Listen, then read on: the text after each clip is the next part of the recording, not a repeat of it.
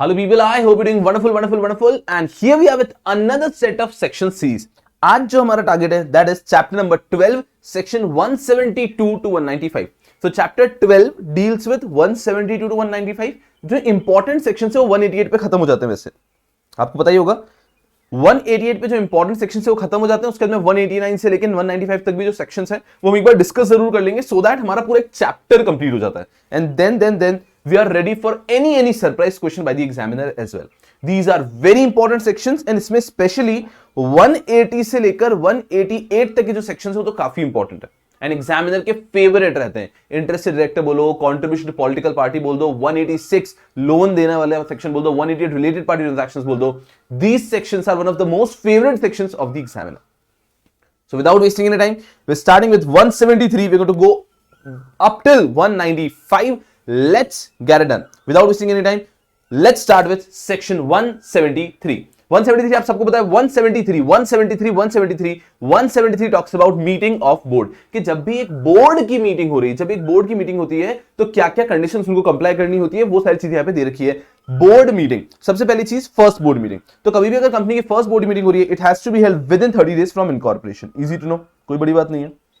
तो कंपनी की first board meeting has to be done with in 30 days from incorporation. जैसे ही company incorporate हुई with in 30 days they have to do their first board meeting. बहुत पहले एक general meeting की भी ऐसी रिक्वायरमेंट हुआ करती थी बट अब वो नहीं है। तो first board meeting has to be done with in 30 days। फिर आता है further frequency of board meeting कि फर्दर एक बार फर्स्ट बोर्ड मीटिंग हो गई उसके अलावा कंटिन्यू मतलब पूरी लाइफ ऑफ द कंपनी तक हमें कितनी बोर्ड मीटिंग्स करनी है। Let's see. उसके बाद में नॉर्मल कंपनीज की बात करते हैं। पहले नॉर्मल कंपनीज को 1 board meeting per quarter and maximum gap between 2 meeting could be 120 days। तो ये पहले समझो अच्छे से, ठीक है। एक नॉर्मल कंपनी है, मैंने आज एक कंपनी स्टार्ट की शुभम शुक्लेचा लिमिटेड। ओके, इस कंपनी को जैसे ही मैंने इनकॉर्पोरेट किया उसके विद इन 30 days में फर्स्ट बोर्ड मीटिंग करनी है एंड उसके बाद में हर क्वार्टर में एक बोर्ड मीटिंग करनी है। एकदम ईजी है। So in the year of incorporation, for example मैंने 1 अप्रैल को कंपनी इनकॉर्पोरेट कर दी है तो मेरे फर्स्ट ईयर में मुझे 5 बोर्ड मीटिंग्स करनी होगी मिनिमम। देखो कैसे 5, पहला तो इनकॉर्पोरेट होती है 30 days एंड उससे एडिशनल हर क्वार्टर में एक, तो ईयर ऑफ इनकॉर्पोरेशन में 5 बोर्ड मीटिंग्स हो जाएगी। So these are in addition to the first board meeting. Easy. So normal company को हर क्वार्टर में एक बोर्ड मीटिंग करनी है। वेरी इजी आई गेस, कोई बड़ी बात नहीं है। And maximum gap between 2 meeting could be 120 days। तो मेरी आज एक मीटिंग हुई है, दूसरी मीटिंग मेरी विद इन नेक्स्ट 120 days में होनी चाहिए। Very easy. When it comes to section 8 company, को थोड़ा सा लिबरल व्यू दिया गया है that they have to conduct 1 board meeting per half year. तो इनके साल में 2 मीटिंग होगी। इजी। वहीं OPC, small company, dormant company and private company which is a startup, उसको भी कहा गया है 1 board meeting per half year. तो very easy. So normal company, all the companies in India, Reliance बोलो, टाटा बोलो, कोई भी कंपनी बोल दो, टाटा मोटर्स, टाटा स्टील, इन सब को एवरी क्वार्टर में एक बोर्ड मीटिंग करनी है और उनकी एक बोर्ड मीटिंग होने से अगली बोर्ड मीटिंग के अंदर बीच में 2 बोर्ड मीटिंग के बीच में मैक्सिमम गैप हो सकता है 120 days का। ठीक है, तो ये हो गया। अभी जो OPC, small company, dormant company, private company which is a startup, उनको बोला है कि हर हाफ ईयर में एक बोर्ड मीटिंग करनी है, तो साल में 2 बोर्ड मीटिंग करनी है। तो ये लोग क्या कर रहे थे, ये लोग एक चोरी कर रहे थे। That what they used to do कि जैसे ही हाफ ईयर एंड होता था तब एक बोर्ड मीटिंग और सेकंड हाफ ईयर बिगिन होता था तब एक board meeting. I hope you are understanding कि जैसे ही एक हाफ ईयर एंड हो रहा है तो last day of the half year को एक बोर्ड मीटिंग और नेक्स्ट हाफ ईयर स्टार्ट कब होगा, नेक्स्ट डे एक बोर्ड मीटिंग। तो 2 दिन में 2 मीटिंग करके और ये ईयरली रिक्वायरमेंट को कंप्लाई कर देते थे। But the purpose was getting defeated. Why the purpose was getting defeated कि अगर आप प्रैक्टिकली सोचो तो ये मिल तो साल में एक ही बार रहे ना, 30th ऑफ अ मंथ को मिलते हैं और अगले दिन फर्स्ट को मिलते हैं। तो कहने को 2 बोर्ड मीटिंग हो गई बट अब नेक्स्ट दिन भी मीटिंग आफ्टर 1 ईयर ना। सो ये these were defeating the purpose of the section and that is the reason इन्होंने यहाँ पे एक चीज को ऐड किया दैट अगर कभी भी हम बात कर रहे हैं OPC, small company, dormant company, private company, इनको कहा गया है 1 board meeting per half year but minimum gap between 2 board meeting have to be 90 days। यहां पर लिखा था मैक्सिमम गैप, दोनों का ऑब्जेक्टिव ही अलग है, तो आपको समझ में आना चाहिए। यहां पे जब मैं मैक्सिमम गैप कह रहा हूं तो यहां पे ऑब्जेक्टिव क्या है, यहां पे ऑब्जेक्टिव ये है कि कोई भी कंपनीज है तो उनके बीच में एक मीटिंग होने के बाद 120 days में एक और मीटिंग होनी चाहिए। That is the objective for normal companies. But when it comes to these exempted companies, इनको बोला है साल में 2 मीटिंग ही करनी है। तो भाई साहब 2 मीटिंग में रीजनेबल गैप तो रखो, तो मिनिमम 90 days का गैप होना चाहिए। I hope you understanding. So for a normal company you have to conduct 1 board meeting per quarter and the maximum gap between 2 board meeting could be 120 days. For normal, for exempted companies, OPC बात करता हूं, small company, government company, private company which is a startup, इन सबको कहा गया है one board meeting per half year, but the minimum gap have to be 90 days. Minimum यहां पर है, मैक्सिमम यहां पर है, ध्यान रखना, ठीक है। सेक्शनल कंपनी को कहा गया है कि one board meeting per half year, but इनके ऊपर ये मिनिमम गैप 90 डेज की रिक्वायरमेंट नहीं है कि भाई तुम्हें चोरी करनी है कर लो, तुम वैसे ही भलाई का काम करो।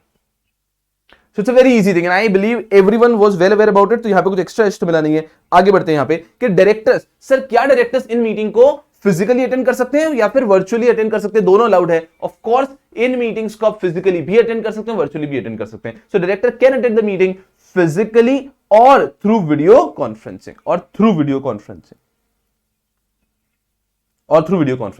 तो डायरेक्टर्स चाहे तो इसे फिजिकली अटेंड कर सकते हैं या फिर वीडियो कॉन्फ्रेंसिंग के थ्रू भी अटेंड कर सकते हैं। सर अगर डायरेक्टर्स इसे वीडियो कॉन्फ्रेंसिंग के थ्रू अटेंड करेंगे तो क्या उनको कोरम के लिए काउंट किया जाएगा? Understand very carefully. बहुत पहले तकरीबन आज से कह रहा हूं 3-4 साल पहले यह प्रोविजन हुआ करता था कि अगर डायरेक्टर वीडियो कॉन्फ्रेंसिंग से मीटिंग अटेंड कर रहे हैं तो कर सकते हैं, लेकिन इन 5 चीजों के लिए video conferencing was not allowed. सुना मेरी बात को बहुत अच्छे से। पहले क्या प्रोविजन था कि directors can attend the meeting through video conferencing, but for these 5 things video conferencing was not allowed. फिर कुछ समय पहले अमेंडमेंट लाया गया और बोला कि नहीं, इन 5 के लिए भी वीडियो कॉन्फ्रेंसिंग से अटेंड करना अलाउड है, बट यहां पे एक छोटा सा रेस्ट्रिक्शन रखा गया that directors can attend the meeting for these 5 items through video conferencing, but they will not be counted for the purpose of quorum. So understand very carefully, क्या डायरेक्टर वीडियो कॉन्फ्रेंसिंग से meeting attend करता है तो quorum में count किया जाता है? Yes, generally yes, but in 5 items के लिए अगर डायरेक्टर मीटिंग को वीडियो कॉन्फ्रेंसिंग से अटेंड करता है तो वो कोरम के लिए काउंट नहीं किया जाता है। मतलब इन 5 आइटम्स के लिए फिजिकल कोरम होना मैंडेटरी है। बाकी सब आइटम के लिए भाई साहब फिजिकल कोरम नहीं होगा चलेगा, सब लोग वर्चुअली अटेंड करेंगे तो भी चलेगा। बाकी बोर्ड मीटिंग्स के लिए even if everyone is attending the meeting virtually चलेगा, बट इन 5 केसेस के लिए फिजिकल कोरम होना मैंडेटरी है। So the point we are learning here is very simple कि क्या डायरेक्टर्स मीटिंग वीडियो कॉन्फ्रेंसिंग से अटेंड कर सकते हैं? Yes, directors can attend the meeting through video conferencing, but यहां 5 के लिए अटेंड कर सकते हैं? यस, कर सकते हैं। क्या डायरेक्टर्स वीडियो कॉन्फ्रेंसिंग से मीटिंग अटेंड करते हैं तो कोरम के लिए काउंट किए जाएंगे? Yes, they will be counted for the purpose of quorum except for these 5 cases. इन 5 केसेस के लिए वो वीडियो कॉन्फ्रेंसिंग से अटेंड तो कर सकते हैं लेकिन वो कोरम के लिए काउंट नहीं किए जाएंगे। 5 केसेस तो बहुत पहले से वही चल रहे हैं। Approval of financial statements, approval of board report, approval of prospectus, 3 approval हो गए। लास्ट में भी है approval for amalgamation, merger, demerger, acquisition, takeover. तो 4 तो अप्रूवल ही हो गए। 3 डॉक्यूमेंट के, approval of financial statements, board report, prospectus and approval of merger, amalgamation, demerger, acquisition, takeover. And fourth क्या है? Audit committees meeting for approval of financial statement. तो वो भी है तो approval of financial statement he, but that is audit committees approval, audit committees meeting for approval of financial statement. यही 5 चीजें हैं जो समय से, सालों से चल रहा है। तो एकदम इजी। चलो फोकस करना बहुत अच्छे से। नेक्स्ट पे आगे बढ़ते हैं। Notice of the meeting. The notice of the meeting has to be given for 7 days.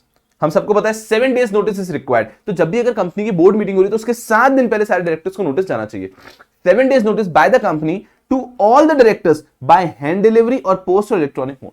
अब डायरेक्टर के डेली ऑफिस आ रहे हैं तो उनको हैंड डिलीवरी कर सकते हैं या फिर पोस्ट या फिर इलेक्ट्रॉनिक मोड मेल पे भी भेजा सकते हैं। 7 days notice is mandatory. A decision taken at the board meeting with shorter notice is valid। मान लीजिए हमें कुछ अर्जेंट बिजनेस है, अर्जेंट डिसीजन मेकिंग करनी है और 7 डेज के लिए रोक नहीं सकते, that is also allowed। So you can conduct a meeting at a shorter notice, shorter notice, but that will be valid। The decision taken at the meeting will be valid only and only if at least one independent director is present at the meeting। कम से कम एक independent director present है meeting पे, ठीक है भाई साहब। तो हम क्या शॉर्टर नोटिस में मीटिंग कर सकते हैं? Yes, but at least one independent director has to be present at the meeting, और decision taken has to be circulated to all and at least one independent director to ratify the decision. मान लीजिए independent director meeting attend नहीं किए तो जैसे ही हमने shorter notice पे मीटिंग में डिसीजन ले लिया है उसे हमें सबको सर्कुलेट करना है and at least one independent director to ratify. तो सिंपल बात हो गई भाई साहब, क्या हम शॉर्टर नोटिस पे मीटिंग कर सकते हैं? देखो, अगर शॉर्टर नोटिस पे आपने मीटिंग की है तो जो भी आपने वहां पे डिसीजन लिए they will be valid only if at least one independent director attends the meeting. नहीं सर, अटेंड तो नहीं किया, then at least one independent director has to ratify the decision. तो जो भी आपने डिसीजंस लिए फिर आपको सबको सर्कुलेट कर देने हैं and at least one independent director has to ratify those decisions. But sir अगर हमारी कंपनी में इंडिपेंडेंट डायरेक्टर ही नहीं है तो क्या? अगर आपकी कंपनी में इंडिपेंडेंट डायरेक्टर ही नहीं है तो आप शॉर्टर नोटिस पे जो डिसीजन ले रहे हैं they have to be circulated to all the directors and at least majority has to approve it. So understand very carefully. Normal notice का पीरियड यहां से यहां तक पूरा चलता है। फोकस करना नोटिस के प्रोविजन को, बहुत इंपॉर्टेंट प्रोविजन है ये। नोटिस का प्रोविजन ये कहता है कि normally what is required is a company has to give a 7 days notice. Company को बोर्ड मीटिंग के 7 दिन पहले का नोटिस देना चाहिए ताकि कोई भी डायरेक्टर अटेंड करना चाहे वो आके अटेंड कर सकते। जनरल मीटिंग में 21 क्लियर डेज का नोटिस होता है, यहां पे 7 डेज का नोटिस होता है कि आपको सिर्फ मात्र केवल 7 डेज का नोटिस देना। ठीक है सर, क्या शॉर्टर नोटिस पे हम मीटिंग कर सकते हैं? यस, अगर आपने शॉर्टर नोटिस पे मीटिंग किया है कि 7 दिन से कम के नोटिस पे मीटिंग किया, if there is anything urgent, the decision taken at that meeting will be valid only if इन तीनों में से एक चीज कंप्लाई होनी चाहिए। 1, आपका कम से कम एक independent director should attend the meeting, valid है फिर शॉर्टर नोटिस पे। नहीं, एक इंडिपेंडेंट डायरेक्टर ने अटेंड नहीं की मीटिंग, एक ने भी अटेंड नहीं की, तो जो भी आपने डिसीजन लिए हैं they have to be circulated to all the directors and at least one independent director has to ratify it. Ratify समझते हैं कि बाद में आपके डिसीजन को रेटिफाई कर रहा है, चलेगा। या फिर थर्ड, सर हमारी कंपनी में इंडिपेंडेंट डायरेक्टर्स एप्लीकेबल ही नहीं है, then you have to circulate it to all the directors and at least majority of the directors should ratify it. I you understand? चल, छोटा सा नोट है that for specified IFSC companies the first meeting of board with in 60 days from incorporation. एकदम easy है भाई साहब कि अगर हम आईएफएससी कंपनीज की बात करते हैं तो आईएफएससी कंपनीज के लिए कहा गया है कि नॉर्मल कंपनी को इनकॉर्पोरेशन से 30 डेज में फर्स्ट बोर्ड मीटिंग करनी है, आईएफएससी कंपनी को इनकॉर्पोरेशन से 60 डेज के अंदर बोर्ड मीटिंग करनी होती है और बाद में 1 board meeting per half year. मैंने आपको पहले एक चीज बता दी है कि आपके ये जो सेक्शंस होते हैं इसमें हर जगह पे सेक्शनेट कंपनी, गवर्नमेंट कंपनी के कुछ एग्जम्पशंस होते हैं। तो लास्ट लेक्चर में मैंने आपको बोला था कि उन्हीं के नोट्स में मैंने आपको एग्जम्पशन की लिस्ट दे दी है ताकि आप अच्छे से दिल लगा के सारे सेक्शंस पढ़ सके और वो exemptions at a given place आपको सारे के सारे मिल जाए। चलिए, so what have we done, we have simply completed the first section, section 173। उसको अच्छे से करते हैं। 173 क्या है? Board of meeting of board, meeting of board, meeting of board. 173 the first section of this chapter talks about meeting of board. ठीक है, तो क्या है? बहुत इजी। पहली meeting has to be conducted with in 30 days from incorporation. Subsequently, for all the regular companies, they have to conduct 1 board meeting per quarter, and the maximum gap between 2 board meeting could be 120 days. For Section 8 company, 1 board meeting per half year. For other companies, OPC बोलो, dormant बोलो, small company बोलो, private company which are startup, उनको भी 1 board meeting per half year, but minimum gap between 2 board meetings should be 90 days. And I guess अगर आपको उसका logic समझ रहा है तो याद रखना बहुत आसान है। उसके बाद में आता है, क्या डायरेक्टर वीडियो कॉन्फ्रेंसिंग में मीटिंग अटेंड कर सकते हैं? Yes, directors can attend the meeting through video conferencing. Will they be counted for the purpose of quorum? Yes, they will be counted for the purpose of quorum except for these 5 items: approval of financial statement, approval of board report, approval of prospectus, approval of merger, amalgamation, takeover, demerger, and fourth is audit committee's meeting for approval of financial statements. फिर एक सवाल आता है हमारे सामने कि यार board meeting के लिए नोटिस कितने समय का देना होता है? You have to give a 7 days notice to the directors. हर एक डायरेक्टर को 7 दिन का नोटिस जाना चाहिए। और अगर मान लीजिए आप 7 दिन का नोटिस नहीं दे पाए, शॉर्टर नोटिस पे मीटिंग कर रहे हैं, तो भी उसके डिसीजन वैलिड होंगे अगर तीनों में से एक चीज आप कर लेते हैं। At least 1 independent director to attend the meeting. If he is not attended, so you have to circulate it to all the directors and at least 1 independent director should ratify it. And अगर आपकी company में independent directors ही नहीं है, then what you can do is you need to circulate it to all the directors and majority has to ratify it. I hope you understanding. उसके बाद में हमने एक एग्जाम्पशन पढ़ा एफएससी कंपनीज का, and that will be all for section 173. I guess you're all with me. Section 173 meeting of board. 173 meeting of board. I guess यहाँ पे कुछ बहुत एक्स्ट्रा तो नहीं है, ये सब चीज आपको पहले से बेसिकली पता ही थी, कुछ एक्स्ट्रा जैसे यहाँ पे मिला नहीं, बस सेक्शन नंबर अच्छे समझ लिया। 173 talks about meeting of board. तो एग्जाम में आपको कोई भी क्वेश्चन का आंसर लिखते हैं, मीटिंग वीडियो कॉन्फ्रेंसिंग से अटेंड कर पा रहे हैं या नहीं कर पा रहे हैं, आप बात कर रहे हैं नोटिस ऑफ मीटिंग की, आप बात कर रहे हैं फ्रीक्वेंसी ऑफ मीटिंग की, फर्स्ट बोर्ड मीटिंग की, ये सब चीजें दी गई है सेक्शन 173 में, ध्यान रखना है। तो इनमें से कोई भी कंटेंट को आंसर करते time you can coat section 173। फिर आता है 174। 174 talks about quorum of the board meeting. Quorum for board meeting आप सबको पता है। 174 talks about quorum of board meeting. What is the quorum? 1/3 of the total directors. क्या आपकी कंपनी की जो टोटल डायरेक्टर्स की स्ट्रेंथ है 1/3 of the total directors और 2 directors whichever is higher. 1/3 of the total directors or 2 directors whichever is higher. Sir 1/3 में अगर कुछ फ्रैक्शन हुआ तो you will be moving to the next number. Rounding off is 1, ठीक है। कोई भी फ्रैक्शन होगा मतलब 3.33 भी है तो उसको राउंड ऑफ करेंगे 4 की तरफ, तो राउंडिंग ऑफ करेंगे to the next number. So 1/3 of the total directors और 2 directors whichever is higher. This is the quorum. और a company by articles of association can fix a higher quorum. कि कोई company को मस्ती है कि नहीं ये 1/3 और 2 which is higher नहीं, हम हमारी कंपनी के लिए हायर quorum सेट करते हैं। For example our company has got 15 directors, 1/3 और 2 whichever is higher से 5 आता है, बट हमने सेट किया हमारी कंपनी का quorum होगा 10 directors. quorum जब भी 10 directors होंगे तभी हमारी मीटिंग स्टार्ट हो सकती है। The quorum of the company is going to be 10 directors. So the quorum has to be 1/3 of the total strength or 2 directors whichever is higher. और company by AOA can fix a higher limit for quorum, lower set नहीं कर सकते। For example हमारी company के अंदर 15 directors हैं तो 5 और 2 व्हिचएवर इज हायर 5 आ रहा है कोरम, हम कहते हैं हमारी कंपनी का कोरम 3 होगा, not allowed. So by articles of association you can set a higher quorum. Okay, entrenchment आप सबको पता है। Next, if there is no quorum, मान लीजिए हमारी बोर्ड मीटिंग अनाउंस थी, उस पर कोरम ही नहीं हुआ, डायरेक्टर्स नहीं आए, the board meeting shall automatically stand adjourn to the same day time place next week, and if it is a national holiday then the succeeding the next day. हम सबको ये तो पता है। तो सिंपल है भाई साहब कि अगर बोर्ड मीटिंग का हमने अनाउंस किया एक डेट और उस बोर्ड मीटिंग पे डायरेक्टर्स नहीं हुए, कोरम फॉर्म नहीं हुआ, तो it is automatically adjourn to the next week, same time same place same day, और वो नेशनल हॉलिडे होता है तो सक्सीडिंग डे। Very easy. सुनना, अब इसके अंदर दो ऐसे पॉइंट्स आते हैं जो नॉर्मली स्टूडेंट्स को बहुत परेशान कर देते हैं। दो पॉइंट है, बहुत केयरफुली समझना अगर ये आपको नहीं पता है तो। First point with respect to quorum, if the number of directors have reduced below the quorum required by AOA, हमारे AOA ने हायर कोरम सेट किया था। फॉर एग्जांपल हमारी कंपनी के 15 डायरेक्टर्स थे, AOA ने कह दिया था 10 डायरेक्टर्स विल फॉर्म कोरम, और हमारे सडनली हमारी कंपनी के 6 डायरेक्टर्स ने कंपनी को रिजाइन कर दिया, 6 डायरेक्टर ने रिजाइन कर दिया। So now the number of directors have reduced below the quorum ना, the number of directors are 9 and the quorum is 10.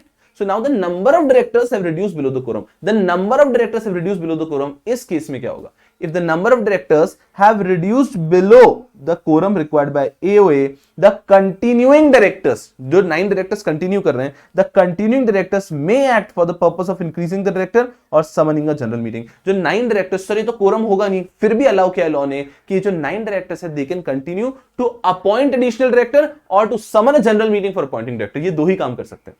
अरे बिकॉज कंपनी में 9 डायरेक्टर्स है और कोरम के लिए 10 चाहिए, तो कोई बिजनेस डिसीजन तो ले ही नहीं सकते अब। लेकिन उन्होंने कहा कि 9 directors despite of not forming quorum, they can do 2 things. One, either they can appoint additional director, और 2 what they can do, they can summon a general meeting for appointment of director. ये दो चीजें कर सकते हैं even if they are not forming quorum. पहला additional point, पहला ये extra age. Second, if the number of interested directors, हमारी कंपनी का बोर्ड मीटिंग हो रहा है तो 184 अभी मैं आज पढ़ाने वाला हूं, आपने पहले भी पढ़ा होगा इंटरेस्टेड डायरेक्टर। तो इंटरेस्टेड डायरेक्टर जो है ना, वो व्यक्ति जो है वो मीटिंग में पार्टिसिपेट नहीं कर सकता। प्राइवेट कंपनी की बात नहीं करता, नॉर्मली अगर कोई इंटरेस्टेड डायरेक्टर तो मीटिंग के अंदर पार्टिसिपेट नहीं कर सकता है। सो अगर if the number of interested director are equal to और more than 2/3 of the total directors, हमारी कंपनी के टोटल डायरेक्टर्स का 2/3 या उससे ज्यादा डायरेक्टर्स इंटरेस्टेड है अगर, तो उस केस में क्या करेंगे? उस केस में भी कोरम होना बहुत मुश्किल होगा 1/3 का। तो उन्होंने भी क्या बोला है, then the number of directors not interested shall be quorum.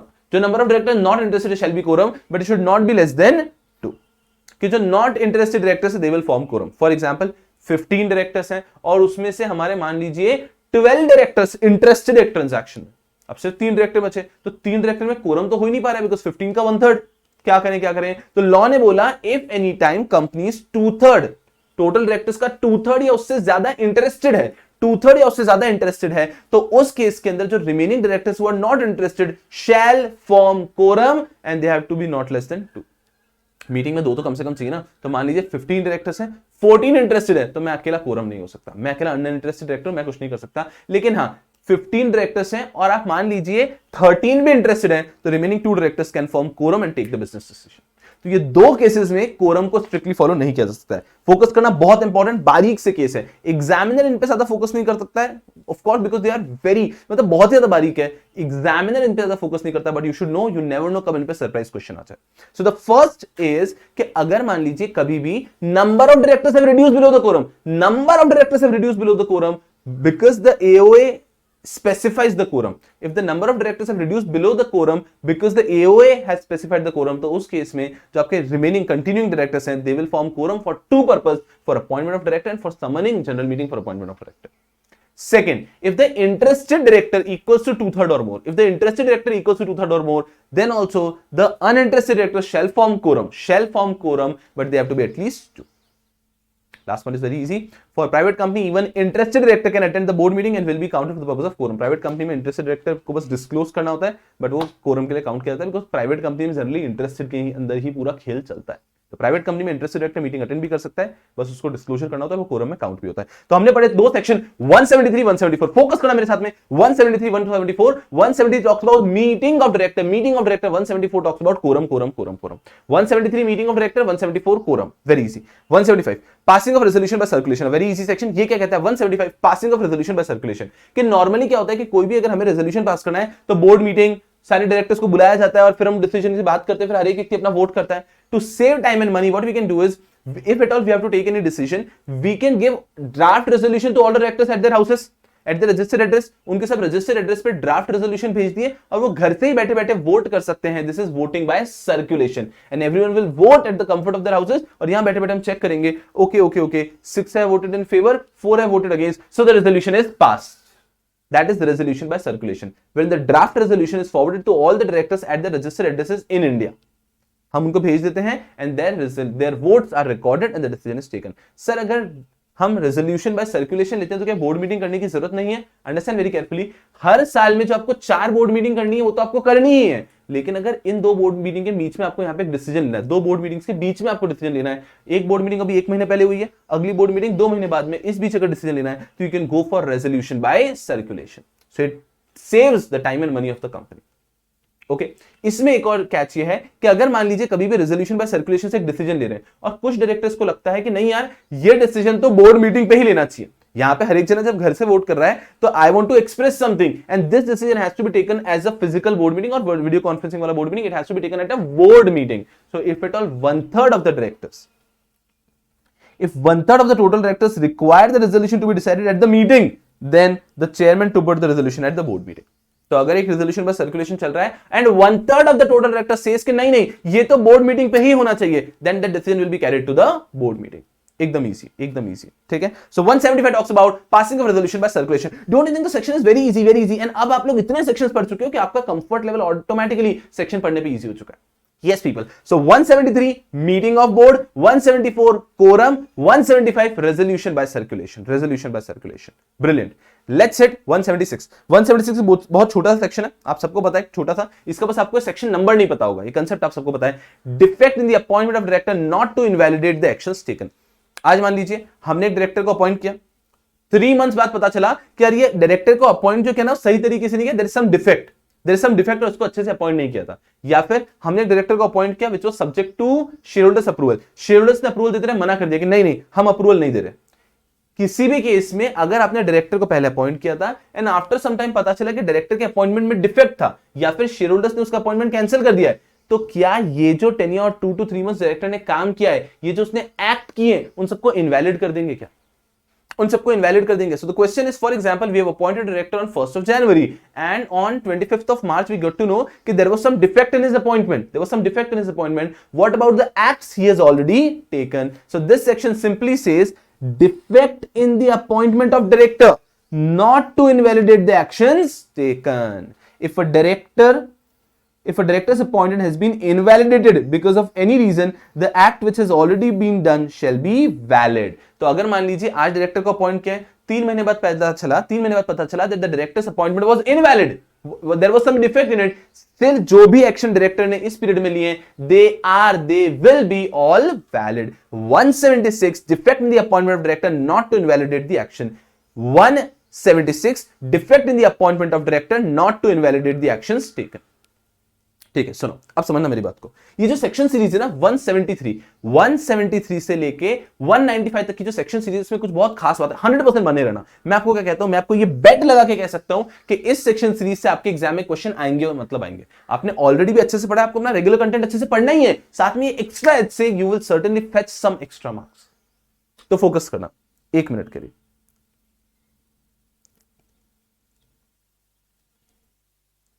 One 173 से लेके 195 तक की सीरीज है. सबसे पहले उसमें आता है 173 से 176. ठीक है, ये छोटे छोटे सेक्शन से हमने भी देखे. क्या है 173 मीटिंग ऑफ बोर्ड, इसमें हमने पढ़ा कि भाई साहब इतनी फ्रीक्वेंसी होनी चाहिए, नोटिस होता है, वीडियो कॉन्फ्रेंस अटेंड कर सकते हैं नहीं कर सकते. 174 टॉक्स अबाउट ये मीटिंग ऑफ बोर्ड हो गया. ठीक है, उसके बाद में 174 talks about quorum, 175 talks about meeting by circulation. उसके बाद में 176 हमने अभी पढ़ा डिफेक्ट इन अपॉइंटमेंट. तो 173, 174, 175, 176 ये पहला सेट ऑफ सेक्शंस हो गया. 173, 174, 175, 176 छोटे छोटे सेक्शंस हैं. अब अगले 2 सेक्शन बहुत खास होते हैं. 177, 178 ये होते हैं ऑडिट कमेटी और nomination and remuneration committee. Examiner दीवाना है 177, 178 का. 177, 178 का एग्जामिनर दीवाना है. दीवाना मतलब दीवाना है. ठीक है, ये अब हम शुरू करने वाले हैं वेरी केयरफुली. फिर आता है 179 और 180. ये बहुत ही बोरिंग से सेक्शन है, छोटे सेक्शन है. 179 talks about power of board, कि हमारे कंपनी के डायरेक्टर्स के पास ये सारे एक्शन लेने की पावर है. 180 talks about restriction on power of board.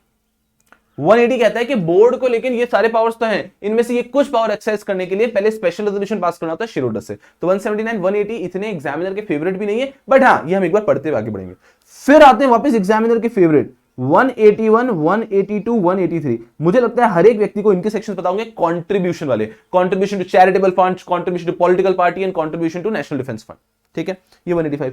उसके बाद 183, फिर आता है 184 से लेके 188 के, ये भी very important from exam lookout. आप पास ईयर क्वेश्चन देखो भरे पड़े इनके ऊपर, interest director, loan to director, loan to third party, investment to be held in my own name, related party transaction. और इसके बाद के हमारे लिए इररिलेवेंट है, हम डिस्कस जरूर करेंगे, लेकिन 189 to 195 are not so relevant in this chapter. So if you see this chapter, तो ये चैप्टर कितना ब्यूटीफुली अरेंज्ड है। सबसे पहले 4 छोटे छोटे सेक्शंस आते हैं, ठीक है, फिर 2 सेक्शंस आ रहे हैं कमिटीज के, फिर 2 सेक्शंस आ रहे हैं हमारे कमिटीज के, फिर आते हैं 2 बोरिंग से section 179 180 power of board, restriction on power of board, और उसके बाद में आते हैं 3 कंट्रीब्यूशन के सेक्शन, उसके बाद में आते हैं आपके सारे इंपॉर्टेंट वाले सेक्शन 184 185 186 187 188।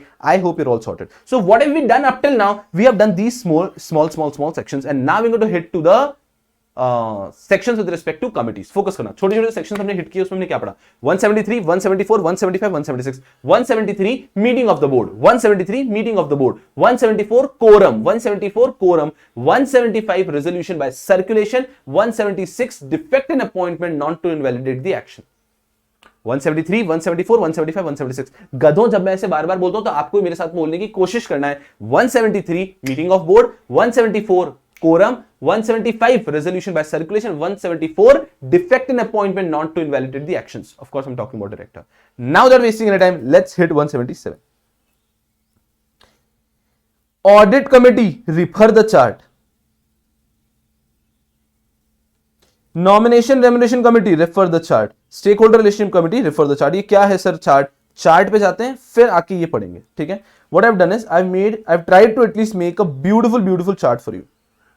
कुछ चीजें हैं जो मैंने बहुत ही शिद्दत से आपके लिए चार्ट में यहां पे बनाने की कोशिश की है, बिकॉज आई नो कि यहां पर तो सिर्फ कुछ सेक्शंस की बात हो रही है, बट अगर आपको एक ही जगह पे सारी कमिटीज का सब कुछ मिल जाएगा तो आय हाय हाय हाय, आपके लिए भाई साहब एकदम सोने पे सुहागा हो जाएगा। तो अगर आपको एक ही जगह पे सारी कमिटीज मिलती है तो आपको मजा आ जाएगा। So what I have done here is focus करना। ऑफ कोर्स थोड़ा सा आपको पढ़ते टाइम एफर्ट्स लगेंगे, but then it will be so comfortable for you.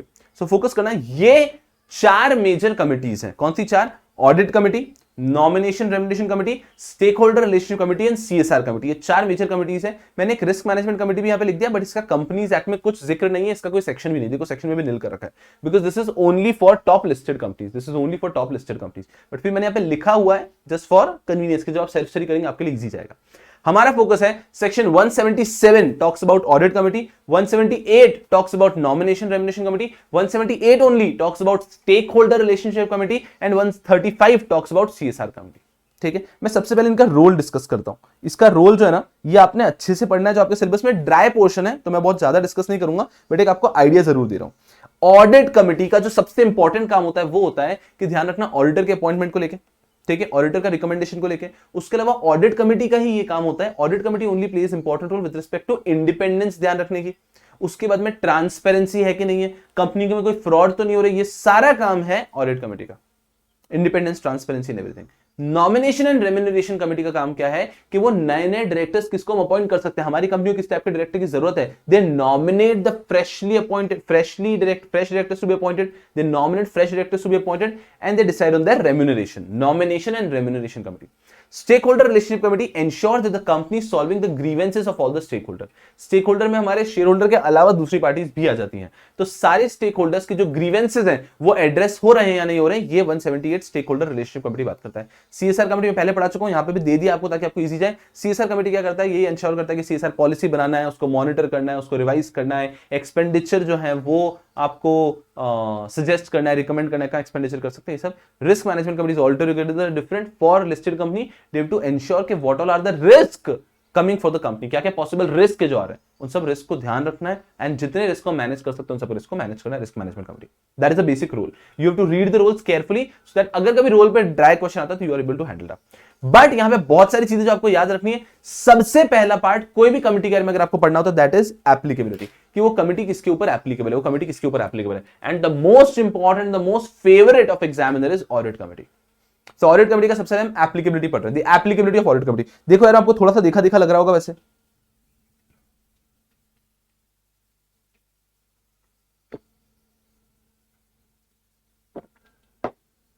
Focus, मेरा इंटेंशन ये है कि आप बच्चों को पूरा याद हो जाए। देखो सुनो, ये जो पार्ट है ना, ये तो आपको याद ही होना चाहिए जो अभी स्क्रीन पे।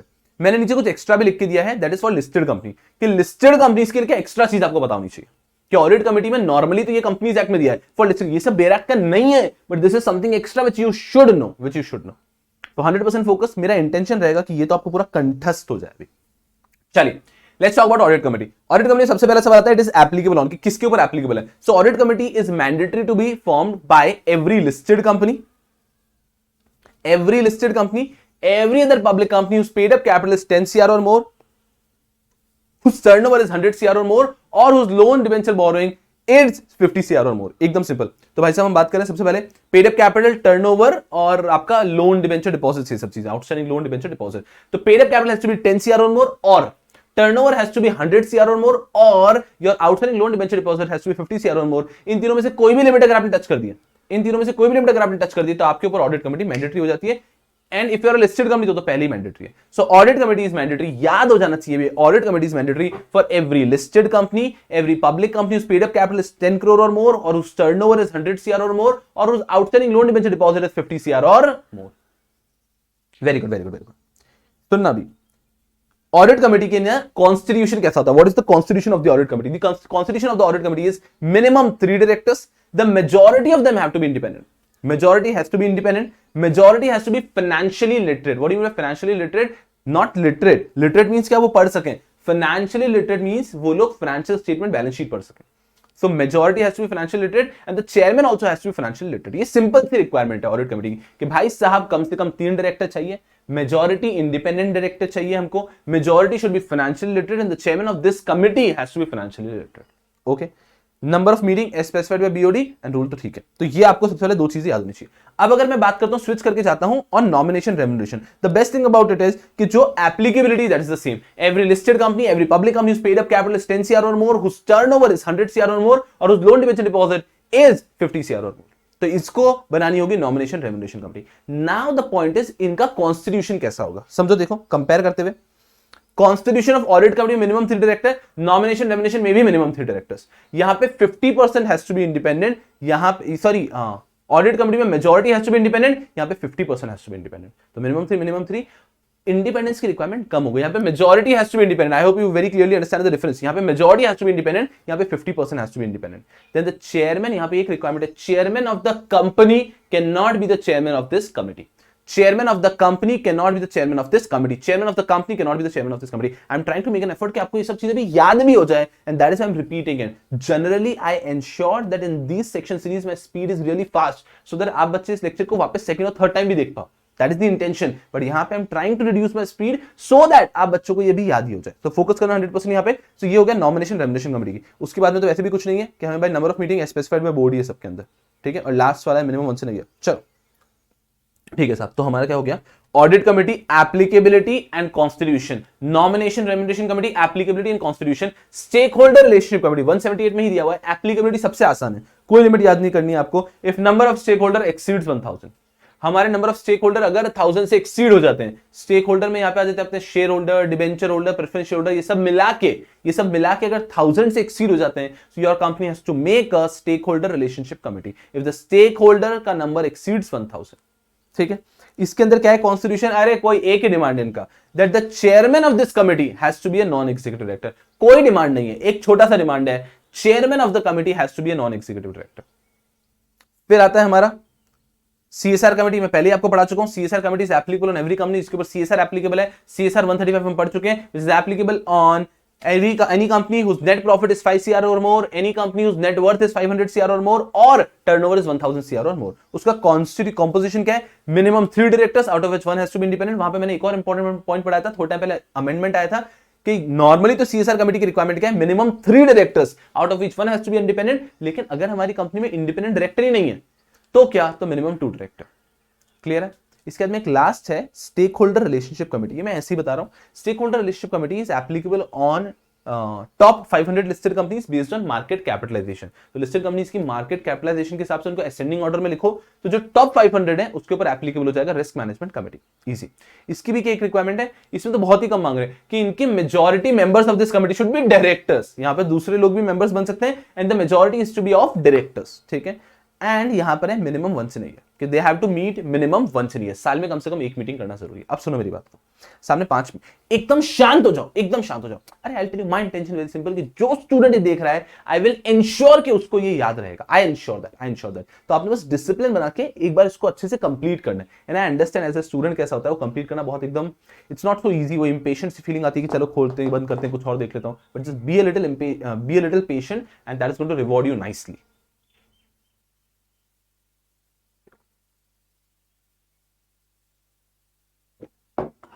चलिए, 5 कमेटी होगी। Audit committee, nomination remuneration committee, stakeholder relationship committee, CSR committee and risk management committee. I am telling you आपके लिए सबसे इंपॉर्टेंट फर्स्ट ही है ऑडिट कमेटी, बट हमें सब पढ़ना होता है। Audit committee, nomination remuneration committee, stakeholder relationship committee, CSR committee and risk management committee. Sections देख लेता हूं, 177, 178, 178, उसके बाद में 135 and there is no section for this. पहले रिस्क मैनेजमेंट को उड़ाई देता हूं। Risk management committee is applicable for top 500 listed companies based on market cap, ठीक है, and they have to meet once in a year, ठीक है। And उसका एक ही रिक्वायरमेंट है, majority has to be of directors. उड़ाया। सीएसआर पहले हम पढ़ चुके हैं। CSR is applicable on every company whose net profit is 5 CR और मोर, और नेट वर्थ इज 500 CR और मोर, और टर्नओवर इज 1000 CR और मोर, ठीक है।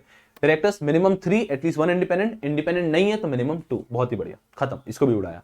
फिर आते हैं हमारे 3 बचकर, audit committee, nomination remuneration committee and stakeholder relationship committee. Stakeholder relationship committee, it is applicable on every company which has more than 1000 stakeholders. Very good. Requirement क्या है? Requirement एक ही इनकी, that the chairman has to be a non-executive director. Chairman has to be a non-executive director. उड़ाया इसको, खत्म। अब बचते हैं 2, बस ये 2 केयरफुली पढ़ के जाओ, बस ये 2 केयरफुली पढ़ लो।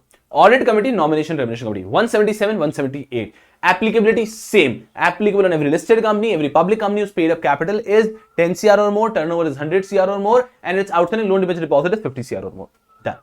उसके बाद में आते हैं इनके कॉन्स्टिट्यूशन पे, जो दोनों का अलग है। कॉन्स्टिट्यूशन की बात करता हूं तो ऑडिट कमेटी की कॉन्स्टिट्यूशन में क्या आता है? मिनिमम 3 डायरेक्टर्स, नॉमिनेशन में भी minimum 3 directors, majority has to independent, there 50% has to be independent, और फिर यहां पे आता है all have to be financial literate and the chairman also has to be financial literate. वहां पे आता है the chairman of the company can not be the chairman of the committee.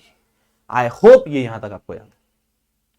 चलो, तो ये जो मैंने पढ़ा है ना, ये तो आपको कंठस्थ होना चाहिए। और उसके बाद मैं कुछ एडिशनल पॉइंट बता देता हूं फॉर लिस्टेड कंपनी। अगर लिस्टेड कंपनी आपकी ना, तो आपके कुछ एडिशनल पॉइंट आ जाएंगे कि ऑडिट कमेटी के अंदर जनरली ऊपर क्या लिखा था? The independent director has to be majority of majority. यहां पे अगर लिस्टेड है तो इंडिपेंडेंट डायरेक्टर 2/3 होने चाहिए। All have to be financial literate, ठीक है, and at least one has to be an expert of accounts and FM. तो one has to be an expert of accountancy, financial management. तो ये additional point आ जाएंगे if your company is a listed company. Then you to meet 4 times in a year.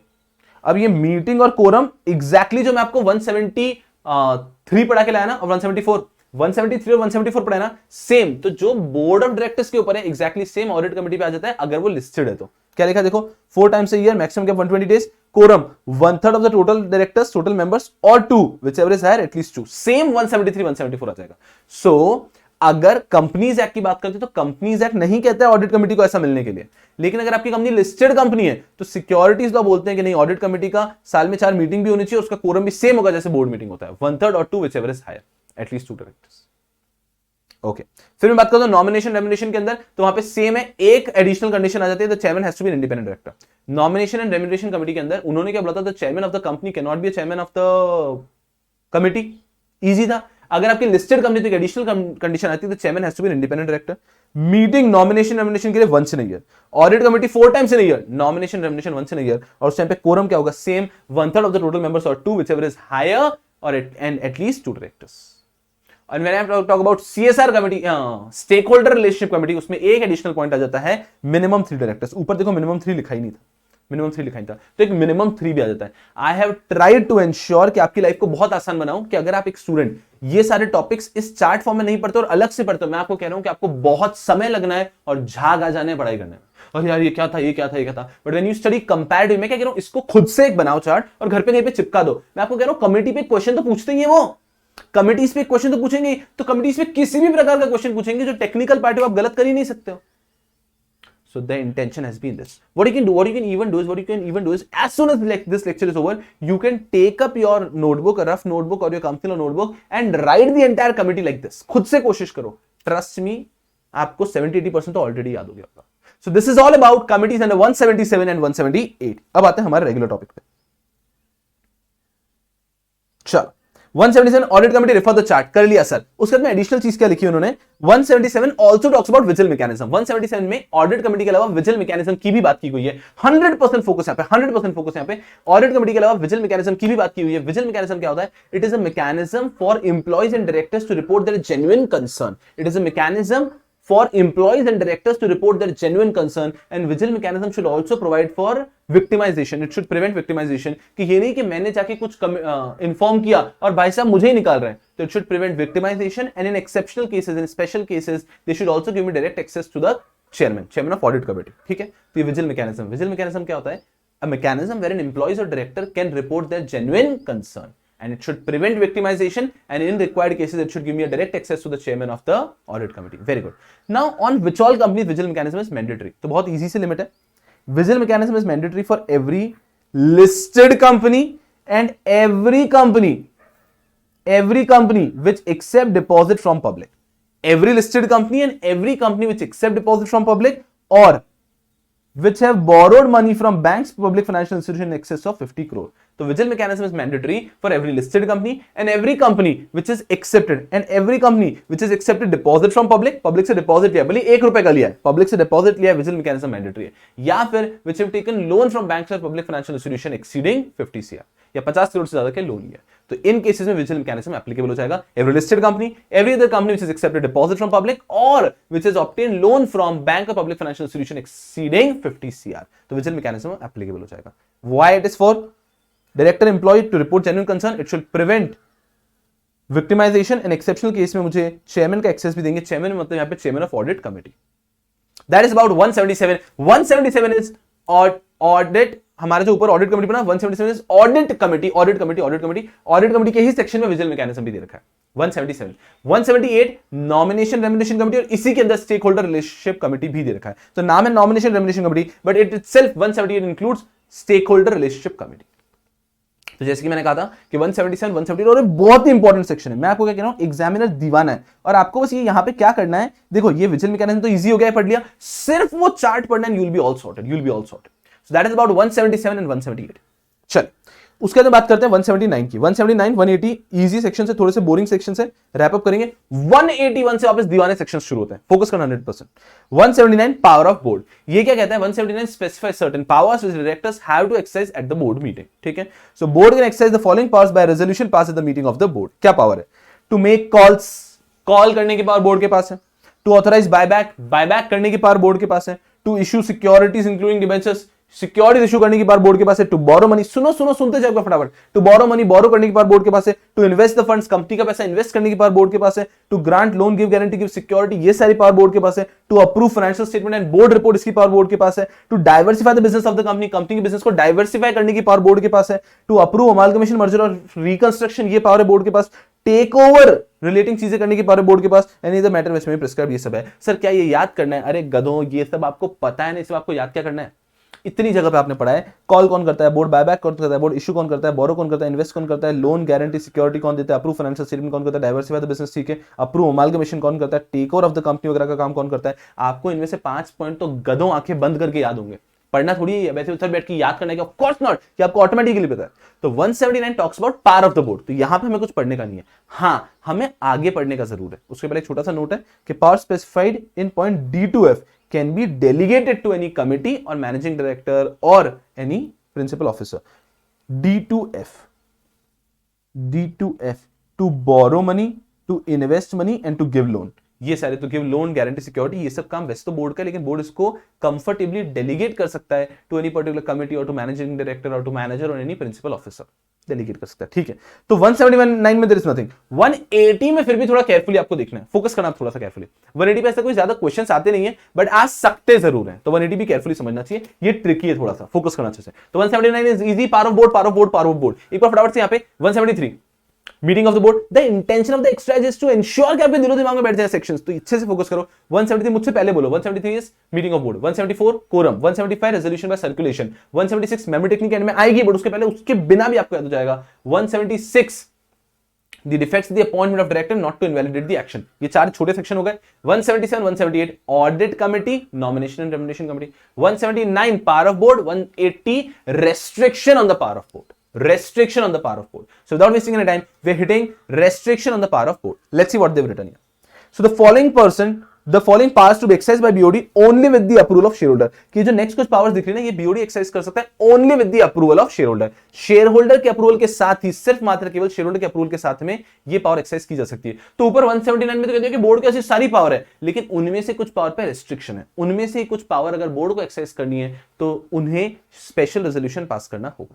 क्या है? पहला, to sell, lease or otherwise dispose of whole or substantially the whole, to sell, lease or otherwise dispose of whole or substantially the whole of the undertaking, or when the company owns more than one undertaking of the whole, substantially the whole of any such undertaking। Company अपनी पूरी undertaking को ही बेच रही है, या फिर company की अगर बहुत सारी अंडरटेकिंग है तो वो किसी एक अंडरटेकिंग को बेच रही है। तो अगर कंपनी अपनी पूरी अंडरटेकिंग को बेच रही है या फिर उसकी मल्टीपल अंडरटेकिंग और वो किसी एक अंडरटेकिंग को बेच रही है, तो उन सर्कमस्टांसेस के अंदर उन्हें स्पेशल रेजोल्यूशन पास करना हो। Now understand what do you mean by undertaking.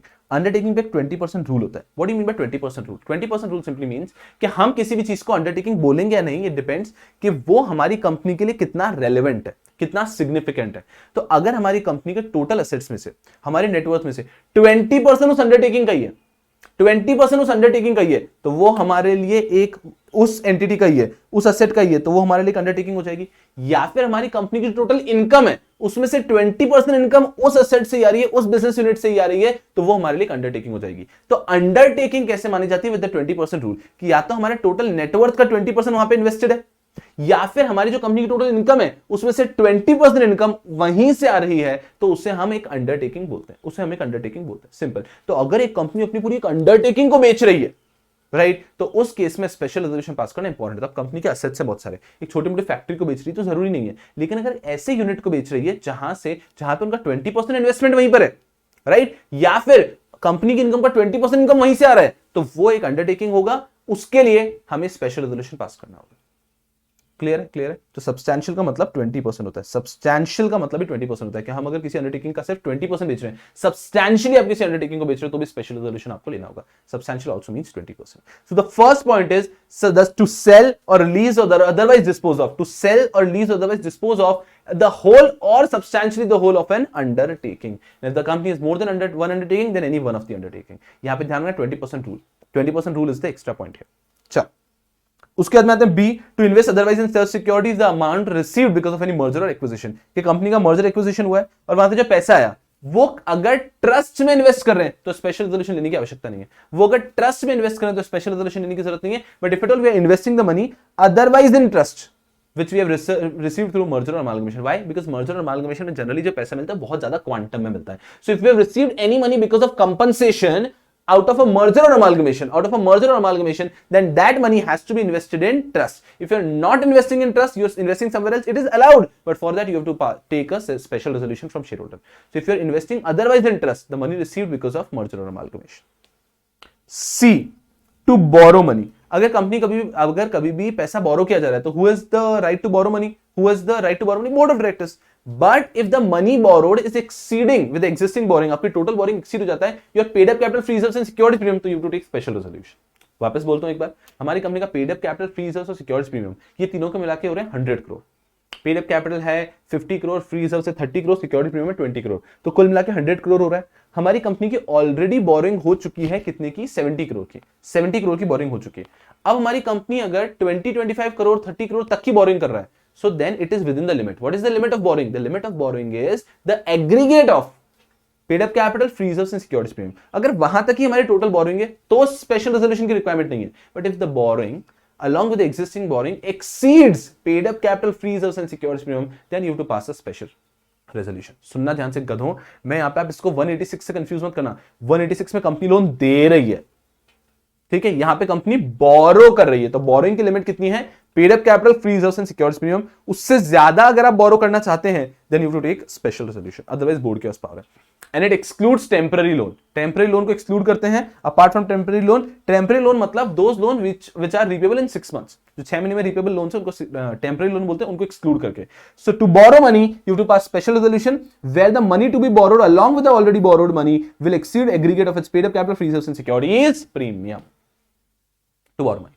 फिर आता third last point, fourth, to remit और give time for repayment of any debt due from a director. एक डायरेक्टर से कुछ पैसा लेना, आपने डेट ड्यू था, उसको कुछ आपने लोन दिया है, उससे जो पैसा रीपेमेंट आता है उसको आप रेमिट कर रहे हो या उसको एक्स्ट्रा टाइम दे रहे हो, तो ये भी बोर्ड नहीं कर सकता। सही है ना भाई, बोर्ड ही एक दूसरे को बस एक्स्ट्रा टाइम देता रहेगा, नहीं चलेगा। So you can not remit the money और you can not give any extra time to the director for repayment of any money. If you want to give you need a special resolution.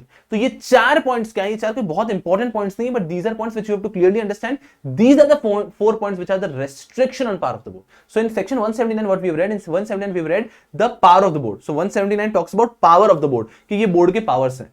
180 talks about restriction on power of the board, कि नहीं 179 कहता है बहुत सारे board के powers हैं, लेकिन 180 कहता है कि इन 4 केसेस में you need special resolution, you need special. पहला, if you want to sell और लीज द एंटायर अंडरटेकिंग और वन ऑफ द अंडरटेकिंग, ठीक है, अंडरटेकिंग का मतलब 20% का रूल ध्यान रखो। सेकंड हो गया हमको, सेकंड हमारा पॉइंट क्या हो गया यहाँ पे, बी पॉइंट, कि अगर हम इन्वेस्ट करना चाहते हैं otherwise in trust securities. Third point, if you want to borrow money exceeding the limit, and fourth point, if you want to give director some extra time for repayment, या फिर if you want to remit his money, इस case में you need to pass a special resolution. Otherwise, the power to take all of these decisions are with board of directors. I hope you understand. So that is 179 and 180 beautiful sections for you. अरे मेरे Gucci पूछी अब कहां तक पहुंच चुके हैं, आपको पता है आप कहां तक पहुंच चुके हो?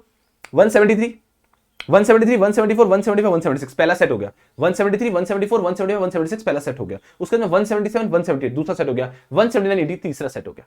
अब चौथा सेट आएगा 181 to 183 इजी, फिर आएगा सबसे इंपॉर्टेंट सेट 184 to 188, वहां पे जी जान लगा देंगे, वहां पे जी जान लगा देंगे। तो सब चले 173 to 176 सबको सेट है। 173 meeting of board, 174 quorum of the board, 175 resolution by circulation, 176 defect in appointment of the board, defect in appointment of director not to invalidate the action, 176, 177 audit committee, 179 nomination remuneration committee, 177, 178 I'm sorry, 177 audit committee, 178 nomination remuneration committee. Audit committee के साथ में होता है vigil mechanism, nomination remuneration committee के साथ में होता है स्टेक होल्डर रिलेशनशिप कमेटी, ठीक है। फिर आता है 179 power of the board, 180 restriction on power of the board.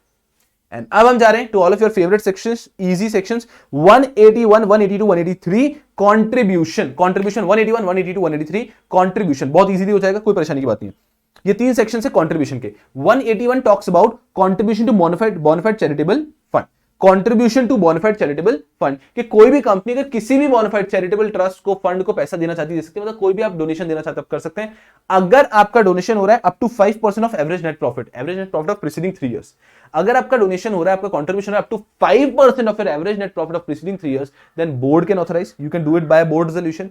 And if your contribution is exceeding 5% of your average net profit of preceding 3 years, then you need ordinary resolution by shareholders. Very easy, very easy. 181 supremely easy section है कि अगर आपको कभी भी किसी भी charitable trust को contribution करना है, चैरिटेबल फंड को कंट्रीब्यूट करना है, up to 5% you can do by board resolution, more than 5% you need ordinary resolution. Easy done, ठीक है। अब बहुत ही स्ट्रेंज सा लॉ बन चुका है, बट यही है, if you want to contribute money to any political party, if you want to contribute money to any political party, आपको किसी भी पॉलिटिकल पार्टी को पैसा कंट्रीब्यूट करना है, you can contribute without any limit. भाई साहब जय बीजेपी, बहुत ही बढ़िया लॉ कि अगर आपको पॉलिटिकल पार्टी को कंट्रीब्यूट करना है बिना किसी लिमिट के कंट्रीब्यूट कर सकते हैं। हाँ जी हाँ, मतलब पहले यहां पे लिमिट हुआ करती थी 7.5 वगैरह की, वो हटा दिए, ठीक है। तो आप समझो मेरी बात को, क्या लिखा है, आज अगर हमें कंट्रीब्यूट करना है टू अ चैरिटेबल फंड, तो वहां 5% ज्यादा कंट्रीब्यूट करने पे ऑर्डिनरी रेजोल्यूशन, यहां पे board can contribute without any limit, board 10-15% भी कंट्रीब्यूट कर सकता है। हाँ, मतलब चैरिटी के लिए कर रहे हो तो स्पेशल रेजोल्यूशन लग जाएगा 5% ज्यादा, 7% कंट्रीब्यूट करना for charity, special resolution. But वहीं 7% of your average net profit आपको कंट्रीब्यूट करना फॉर पॉलिटिकल पार्टी, अरे करो पॉलिटिकल पार्टी को करो, अरे अच्छा काम करते हैं ना हम। So contribution to political party there is no limit, board can contribute without any limit। बहुत ही बढ़िया, ये हमारे बीजेपी की देन है। फिर आता है 183 contribution to national defense fund, contribution national defense fund, board can contribute without any limit, board can contribute without any limit, ठीक है। नेशनल डिफेंस फंड के लिए या फिर किसी भी सिमिलर फंड के लिए board without any limit contribute कर सकता है। तो 181, 182, 183, 182 के बारे में कुछ स्पेशल पॉइंट बताऊंगा मैं, बट पहले 181, 182, 183 दिमाग में बैठ जाना चाहिए। 181 talks about contribution to charitable funds, bona fide charitable funds, contribution to bona fide charitable fund, 182 contribution to political party, 183 contribution to national defence fund. Clear है? Contribution to bona fide charitable fund 181, contribution to political party 182 and contribution national defence fund 183। तो 181 में क्या है? 5% तक board, उसके बाद में special ordinary resolution. 182 board can do it without any limit. 183 talks about contribution national defence fund. बहुत ही बढ़िया। 182 के अंदर एक और चीज समझिएगा, government company and any company incorporate for less than 3 years cannot make any contribution to political party. 182 में एक लिमिट है कि कोई भी गवर्नमेंट कंपनी और any company which is incorporate for less than 3 years, कि नई कंपनी इनकॉर्पोरेट हुई है, ये गवर्नमेंट ये कभी भी किसी भी पॉलिटिकल पार्टी को कंट्रीब्यूट नहीं कर पाएगी। And the reason behind it is very simple कि यार भाई साहब पॉलिटिकल पार्टी के पैसा बहुत है, बट उनको दिखाना तो पड़ेगा ना इलेक्शन कमीशन को कि सोर्स कहां से है जिससे कि हम कैंपेनिंग कर रहे हैं, पैसा कहां से है, डोनेशन से पैसा लेना होता है उनको, तो उनके पास पैसा बहुत है बट उसको दिखा नहीं पाते। तो इसके लिए वो कभी कभी क्या ऐसा हो सकता है कि कंपनी फॉर्म की और वहीं राउंड ट्रिपिंग करके पैसा वापस लिया। तो बोले कि जो भी कंपनी, हाँ तो लॉन्ग टर्म प्लानिंग रखो भाई साहब, तो जो भी कंपनी पिछले 3 साल में इनकॉर्पोरेट हुई है उससे आप कंट्रीब्यूशन नहीं ले सकते, और गवर्नमेंट कंपनी से आप कतई कंट्रीब्यूशन नहीं ले सकते। ठीक, इसके अलावा एक और यहाँ पे कैच है, मान लीजिए कोई पॉलिटिकल पार्टी क्या बोलती है कि हमारा ये पूरा मैनिफेस्टो है, पूरा डॉक्यूमेंट है हमारा, इसके अंदर हम आपका एडवर्टीजमेंट कर देंगे, इसके अंदर हम आपका एडवर्टीजमेंट कर देंगे, तो उस एडवर्टीजमेंट के नाम पे आप हमें 25 लाख रुपए दे दो। तो एडवर्टीजमेंट के नाम पे 25 लाख रुपए दे दो, तो भाई साहब वो जो एडवर्टीजमेंट के नाम पे दे रहे हैं वो भी पॉलिटिकल पार्टी का ही एक पार्ट माना जाएगा। That will also form part of political contribution. ठीक है, ये सब पहले रेलेवेंट था जब पॉलिटिकल कंट्रीब्यूशन में लिमिट हुआ करती थी, तो लिमिट जब एग्जॉस्ट हो जाती थी तो लोग एडवर्टीजमेंट के नाम पे पैसे देते थे, डायरेक्टली इनडायरेक्टली पैसे देते थे। तो अब तो वो लिमिट नहीं है, तो ये सब प्रोविजन रिडंडेंट हो जाते हैं। But this will all be covered under political party. उसके बाद में अगर हम पॉलिटिकल पार्टी का कोई खर्चा हम पे कर देते हैं, हम इनडायरेक्टली उनको कुछ पेमेंट दे देते हैं, तो that is also contribution to political party, but that is also irrelevant because अब अगर हम देखते हैं तो भाई साहब that is also irrelevant because अगर अब हम देखते हैं तो कहीं पे भी लिमिट ही नहीं है ना, तो आप डायरेक्टली दे दो, तो आपको घुमा के इनडायरेक्टली देने की कोई आवश्यकता नहीं होती है। आप अंडरस्टैंडिंग? बहुत ही अच्छी बात है। चलिए, so this is all about 181, 182 and 183, 181, 182 and 183। चलिए यार, आई गेस बहुत सारा पढ़ लिया। ठीक है, एक एग्जांपल दिखा रहा हूं मैं आपको, example just to lighten up the mood. ठीक है, गधों बने रहना, आगे हमें इंपॉर्टेंट सेक्शन शुरू करने। अब आते हैं 184 to 188, the most important sections. But उसके पहले एक चीज बता रहा हूं, that is also a political contribution. If you are indirectly also paying some money, indirectly आप उनके लिए कुछ पे कर रहे हैं, that is also political contribution. I hope इससे आपका कंसेप्ट दिमाग में बैठ जाएगा। पॉलिटिकल कॉन्ट्रीब्यूशन 182, 182, 182, 182 आप लाइफ में नहीं भूलेंगे। चलिए, कोशिश करता हूं आपको दिखाने की।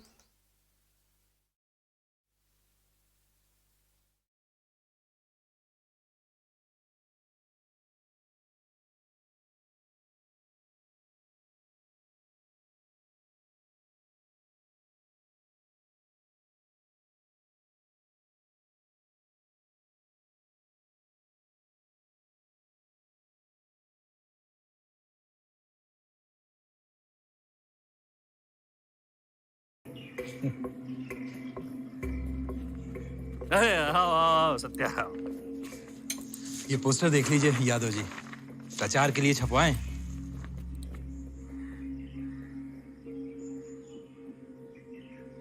कद क्या है तुम्हारा? 5 फीट 8 इंच। पार्टी में क्या कद है तुम्हारा? सीएम भैया के बराबर साइज का अपना फोटो डलवा दिए तुम।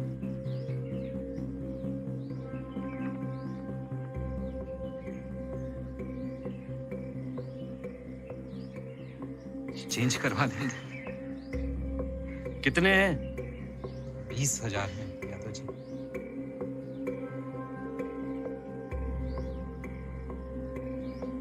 सत्यप्रकाश जी, जब ये छोटा हो जाए ना तो छपवा के बिल हमको भेज दीजिएगा। चलिए,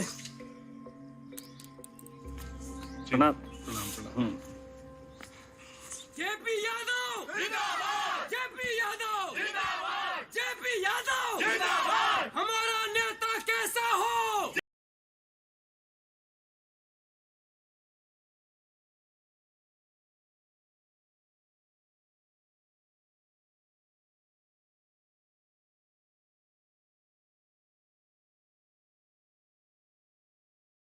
यस पीपल, तो मैं आशा करता हूं कि आपको आवाज आई होगी वहां पे। एंड आई होप अगर आपने वो देख लिया तो आप लोग लाइफ में कभी भी पॉलिटिकल कंट्रीब्यूशन नहीं भूलेंगे। तो भाई साहब वहां पर हमारे त्रिपाठी जी ने जो पेमेंट किया था that will also qualify as political contribution. Political party को डायरेक्टली या इनडायरेक्टली भी आप कुछ पैसा देते हैं तो वो भी पॉलिटिकल कंट्रीब्यूशन। वो छोड़ो, वहां पे अगर वो ऐसा कह देते कि सुनो ना, यहां पे ये जो फोटो बन रहा है ना, यहां पे हमारा त्रिपाठी जी का भी थोड़ा सा छोटा सा फोटो लगा दो और उसके बदले में हम एडवर्टीजमेंट के नाम पे 2 लाख रुपए दे देते हैं कि that is amount to advertisement, कि हमारे बिजनेस का एडवर्टीजमेंट हो रहा है भाई साहब, that will all amount to political contribution. तो ये तो अभी के लॉ के हिसाब से पॉलिटिकल कंट्रीब्यूशन पे कोई लिमिट नहीं है, इसलिए सब इरेलेवेंट हो जाता है। लेकिन अगर कोई भी लिमिट भी आ जाती है तो ध्यान रखना कि ये सब भी पॉलिटिकल कंट्रीब्यूशन में आएगा, कि ये नहीं कि एक लिमिट है तो उस लिमिट में तो हमने पैसा कैश में दे दिया, फिर हम उनके दूसरे इंडायरेक्ट एक्सपेंसेस पे कर रहे हैं, उनके प्रिंटिंग का पैसा हम पे कर रहे हैं, या फिर हम बोल रहे हैं कि यहाँ पे हमारा एक छोटा सा फोटो लगा दो और हमारा बिजनेस का प्रमोशन होगा तो इस नाम पे हम 2 लाख रुपए दे रहे हैं। ये सब all of these will qualify as political party के अंदर पॉलिटिकल कंट्रीब्यूशन 182। बट आज की तारीख में तो भगवान जाने क्यों बट इसकी लिमिट हटा दी गई है। चलो अब यहां पर हम लोग पढ़ते हैं कुछ खास, 100% फोकस यहां पे। चलो हम लोग लाइफ में कहां पहुंच चुके हैं, वापस एक बार 173 टू 176। आपको लगता है बार बार रेपिटेशन क्यों मैं आपको कह रहा हूं, आपको यही तो the objective is why we recording these extra edge lectures. The objective इसके बच्चों आपने रेगुलर पढ़ाई तो की है जो आपको करनी पड़ेगी, और उसके बाद you need some extra edge कि सेक्शन अगर दिमाग में बैठ गए तो एग्जाम का आंसर जो आपका वो और बढ़िया आंसर बनेगा। 173 to 176, 173 meeting of board, 174 quorum, 175 resolution by circulation, 176 defect in appointment of director वाला section, 176, 177, 178 audit committee, nomination remuneration committee, 179, 180 power of board, restriction on power of board, 181, 182, 183 contribution to bona fide charitable fund, contribution to political party, contribution national defence fund. और इसी के साथ अब आगे बढ़ते हैं 184 to 188 पे। दिलो जान से बैठना, 184 to 188 are very very important sections. 184 to 188 are supremely important sections. दिलो जान से बैठो। चलो और मैं क्या कह रहा हूं कि अगर मुझे बेट लगानी है ना तो मैं बेट लगा सकता हूं कि 184 से 188 पे एग्जाम में क्वेश्चन आएगा। Be it any professional examination, CA की बात कर लेते हैं, सीएस की बात कर लेते हैं, एग्जामिनेशन के अंदर 184 से 188 के अंदर क्वेश्चन आने वाला है। चलो 184 to 188, 184 disclosure of interest by director, बहुत इजी सेक्शन 184, फटाफट से रैप अप करेंगे। सबसे पहले उसमें जनरल डिस्क्लोजर है। 184 disclosure of interest by director, 184 को हम इजीली बोलते हैं इंटरेस्टेड डायरेक्टर। आपको याद होगा हमने 167 पढ़ा था वेकेशन, उसमें क्लियर था कि अगर किसी भी डायरेक्टर ने 184 को वायलेट किया तो उसको कंपनी से निकाल दिया जाएगा। तो सीरियसनेस देख लो इस सेक्शन की। 184 interested director, 184 interested director. General disclosure है पहला कि every director at his first board meeting as a director, मतलब जब वो नया नया डायरेक्टर बना है पहली बोर्ड मीटिंग पे, at the first board meeting every financial year, हर फाइनेंशियल ईयर में पहली बोर्ड मीटिंग पे, और कभी भी if there is any change in his shareholding he has to disclose his interest in any company, body, corporate, firm etcetera, किसी भी body of individual, कहीं पे भी। तो अगर कोई भी डायरेक्टर जब भी पहली बार डायरेक्टर बना, उसकी पहली बोर्ड मीटिंग, वहां पे सारे उसको इंटरेस्ट बता देना कि मेरी ये कंपनी में स्टेक है, ये कंपनी के शेयर्स हैं, मैं इस फर्म में पार्टनर हूं, सब कुछ बता देना, ठीक है। उसके बाद में हर साल की पहले फाइनेंशियल ईयर पे, हर फाइनेंशियल ईयर की पहली बोर्ड मीटिंग पे भी उसको डिस्क्लोज कर देना है, एंड साथ में जब भी चेंज होगा तभी उसको डिस्क्लोज करना है कि भाई ये मेरे इंटरेस्ट है। तो ये जनरल डिस्क्लोजर हो गया। 184 में हमारे लिए ज्यादा इंपॉर्टेंट होता है स्पेसिफिक डिस्क्लोजर, ये फोकस करना, ये सबसे इंपॉर्टेंट है। If any director is directly or indirectly interested in a company or arrangement, if any director is directly or indirectly interested in any company or arrangement, contract or arrangement, कि कोई भी contract enter हो रहा है और उसमें मैं directly or indirectly interested हूं। For example, I am a director of the company and this company is planning to buy raw materials from a firm जिसका मैं पार्टनर भी हूं। एक फर्म है जिसका हम पार्टनर, उसी फर्म से रॉ मटेरियल परचेस करने की बातें कर रहे हैं। So I am interested. So if a director is interested in any contract और अरेंजमेंट, उस पे 2 ऑब्लिगेशन आती है। पहली obligation to disclose his interest at the board meeting, to disclose his interest at the board meeting, कि वो board meeting में बैठा है, जब पहली बार वो डिस्कशन आया तभी उसको डिस्क्लोज कर देना है कि भाई साहब मैं तो इंटरेस्टेड हूं। तो पहला उस पर responsibility to disclose the interest, and second responsibility is to not participate in such meeting. फिर उसको मीटिंग छोड़ के जाना है, वो मीटिंग के लिए काउंट नहीं किया जाएगा। मैंने बताया था इंटरेस्टेड डायरेक्टर होते हैं तो वो मीटिंग के कोरम में भी काउंट नहीं होते हैं। सो आपने एक पॉइंट पढ़ा होगा that directors have to be present throughout the meeting, the quorum has to be present throughout the meeting। उसका मतलब यही होता है कि हर एक ट्रांजैक्शन के लिए कोरम होना चाहिए। तो यहां पे मान लीजिए मैं इंटरेस्टेड डायरेक्टर मैं छोड़ के चला गया तो मेरे बिना भी यहां पे कोरम होना चाहिए। छोड़ो वो तो बहुत ही एक्स्ट्रा पॉइंट हो गया। यहां पे आते हैं हम लोग कि कोई भी 184 if a director is directly और indirectly, if a director is directly और indirectly interested in a contract और arrangement, if a director is directly और indirectly interested in a contract और arrangement, then he has to do 2 things. First, he have to disclose his interest at the board meeting and he should not participate in the board meeting। तो voting वगैरह कुछ नहीं कर सकता, participate नहीं करेगा, quorum में भी काउंट नहीं होगा। नेक्स्ट, एनी कॉन्ट्रैक्ट और arrangement without complying with the requirement, के ऊपर जो रिक्वायरमेंट था ना कि भाई द डायरेक्टर हैज टू, अगर वो इंटरेस्टेड है उसे डिस्क्लोज करना, मीटिंग में पार्टिसिपेट नहीं करना है। अगर डायरेक्टर ने डिस्क्लोज नहीं किया और मीटिंग में पार्टिसिपेट कर लिया, वोट भी देके किसको पता चलेगा, तो कल को जब पता चलेगा if a director is violated then the contract shall be voidable at the option of the company and the director shall be liable to penalty of 1 lakh rupees. Director पे 1 लाख की एक पेटी की पेनल्टी होगी and it shall be voidable at the option of the company. Company will decide कि क्या करना है, एकदम सिंपल। तो अगर कोई भी कॉन्ट्रैक्ट 184 के वायलेशन में होता है, कोई भी कॉन्ट्रैक्ट 184 के वायलेशन में होता है, तो वहां पर it is voidable, it becomes voidable at the option of the company, कि कंपनी कैन डिसाइड कि इसको कंटिन्यू करना है कि नहीं, and the director will be penalised with a fine of 1 lakh rupees. Easy. What does 184 say specifically? It says if a director is directly और indirectly interested in a contract arrangement, he has to do two things, he shall disclose his interest and he shall not participate in the meeting. 184। अब उसके बाद के जो sections हैं देखना अच्छे से। 185 उसके लिए मैं चार्ट लाया हूं, 186 उसके लिए मैं चार्ट लाया हूं, 187, 188 इन सब के लिए मैं चार्ट बना के लाया हूं। तो जी जान से बैठो एंड एंजॉय द चार्ट्स, एकदम मस्ती से। इसमें I have tried to cover the entire section in the best possible manner कि आपके दिमाग में बैठ जाए। 185 loan to director, 185 talks about loan to director, focus. 184 हो गया interested director, 185 loan to director, 186 is loan to third party, 185 is loan to director, 186 loan to third party, loan to director. ये कुछ तकरीबन 2 साल पहले पूरा सेक्शन रिवैम्प हुआ है, ठीक है ना, तो ये नया सेक्शन पढ़ रहे हैं।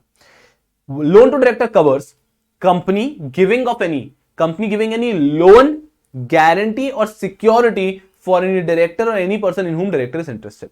सो कंपनी अगर लोन, गारंटी या सिक्योरिटी दे रहा है टू एनी डायरेक्टर और फॉर एनी डायरेक्टर और any person in whom director is interested, मतलब लोन दे रहा है डायरेक्टली डायरेक्टर को, या फिर डायरेक्टर बैंक से लोन ले रहा है और हम डायरेक्टर के लिए गारंटी दे रहे हैं, डायरेक्टर बैंक से लोन ले रहा है और कंपनी उसके लिए सिक्योरिटी दे रहा है, ये सब 185 में कवर्ड है। So when a company is giving loan, guarantee और सिक्योरिटी फॉर डायरेक्टर और any person in whom director is interested, that is covered under 185। ठीक है, इसमें 3 कैटेगरीज बना दी उन्होंने।